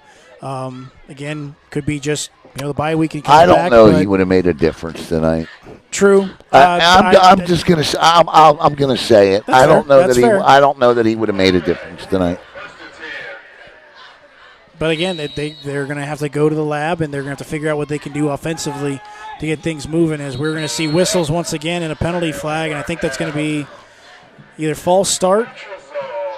No, neutral zone infraction on the Commodores. It's the 4th one on them tonight. I think Eau Gallie came in here tonight, and the biggest storyline I'm taking out of this one is Coco's defense had no answer at all for the best player on the field, and that's shocking to me. Mm-hmm. Silverzon throws it quickly, and nice hit there as he's quickly wrapped up. I believe that was Gabriel Player that wrapped him up, and nice little flare route, but that one almost picked off too because Player might have been able to make a play on the ball. Yep. Loss, I would. You said Coco's got a bye next week, right? And then they're at Miami, Norland. Yep. We will not be back here again until October 10th. I think so. Apopka. We'll be back to broadcast the Apopka game. Smith. Little flare route and the flat route again. Chappell gets upended by Tolvert, the linebacker. And a ton of credit to the linebackers for the Commodores tonight. Tolvert as well as Player. We've called their name a couple of times tonight. Yeah. Ball at the 44. 1 minute and 10 seconds until officially history is made. Silverzon rolls to his left. Going to keep it this time. Yeah, gets across the 40. Has enough for a first down for the Tigers as we got 59 seconds to go. Well, Knock, I think we've pretty much summed everything up tonight that we can sum up. I'm not going to keep you to midnight tonight. I'm going to do a very, very abbreviated post-game show tonight. Fair enough. Yeah, I just and it's going to be most of it's going to be all praise for what we see for the Eau Gallie. You got to give them the flowers. Listen, I'm going to because I am utterly impressed by what I have seen here tonight, and I mean that from a standpoint of. That one intended for Zay Hawkins falls incomplete. I mean that from the guys on the field to the coaching staff. This was a well-prepared football team tonight. And I know what I'm going to hear from the Coco side, and that's going to be our guys had drops, that we made these mistakes. But Eau Gallie didn't. Yeah. And we didn't have our quarterback. And Eau Gallie didn't. Mm-hmm. Okay? So this is the best team in the county. And right now, they're a head and a shoulder above Coco, I think. Yeah. I think you have to say that because, again, the Eau Gallie Commodores came in here. You knew what they were going to do. They wanted to run the football. That's what they knew they could do because the passing game's not there yet. And the Eau Gallie Commodores ran the football, and they did it very, very well. Now, we're also going to hear, they're very young. Well, that's true. True. But you can't have it both ways. You can't tell me at the beginning of the season that with these young players you were going to go win your 4th state championship, right? And you can't tell me after the 37-0 win last week that you found it and then fall back. You can't have it both ways. You can't have it both ways. And again, I think what you have to look at that. I mean, again, that was a good win by the Tigers. They did a lot of great things defensively, offensively. But again, that's a Heritage team that's struggling on offense. They're struggling to score points. One touchdown in 12 quarters going into this week. Yeah. They should have won that football game like that last week. Exactly. 27 seconds to go here as Troy Silverzon and the Coco Tigers try to put a touchdown on the board. Silverzon going over the middle of the field into triple coverage, and it's picked off again. Xavier Larice for his third pick. Why not? And is he going to go to the house? No, he's going to go out of bounds. And that is definitely the exclamation point, and why not show the celebration, because it is going on. Xavier Larice with his third interception, 2 touchdown runs, 1 for 65, 1 for 21. It's crazy. Yeah. Crazy numbers. And right now, we're going to release our rankings this week because we wanted to wait till after this game. Well, I don't think there's any question. And I don't think Coco's too. I was about to say, I don't know if you can make that case because, again, it's been a tough night sledding. I think there might be a couple teams that you could argue for. I'm going to argue for Merritt Island, and I think that matchup between Merritt Island and Eau Gallie coming up in a couple of weeks, that now becomes the next biggest game of the year. Likely going to see just a kneel here. 15 ticks to go before the end of this one is official. Congratulations to Chris Sands and Coach Ramus, Coach Hall, and the entire coaching staff on a job well done here tonight. No, absolutely. Great job by Xavier Larice, too, as Grantland will take the kneel, and the Eau Gallie Commodores will end a 27-game win streak for the Coco Tigers here at Richard Dick Blake Stadium. As the Tigers will fall to 2-3, the Eau Gallie Commodores will go to 3-2. Well, I want to thank all of our sponsors here tonight, our main sponsors for this broadcast, Where Gamers Are Us, Tails at the Barkery, and, of course, Technique Boxing. For Anthony Knockreiner, I'm Alan Slaughter-Zinski. Once again, your final score. How about it? The Eau Gallie Commodores win the Battle of Brevard this year. Eau Gallie 25, Coco 13. Have a great night.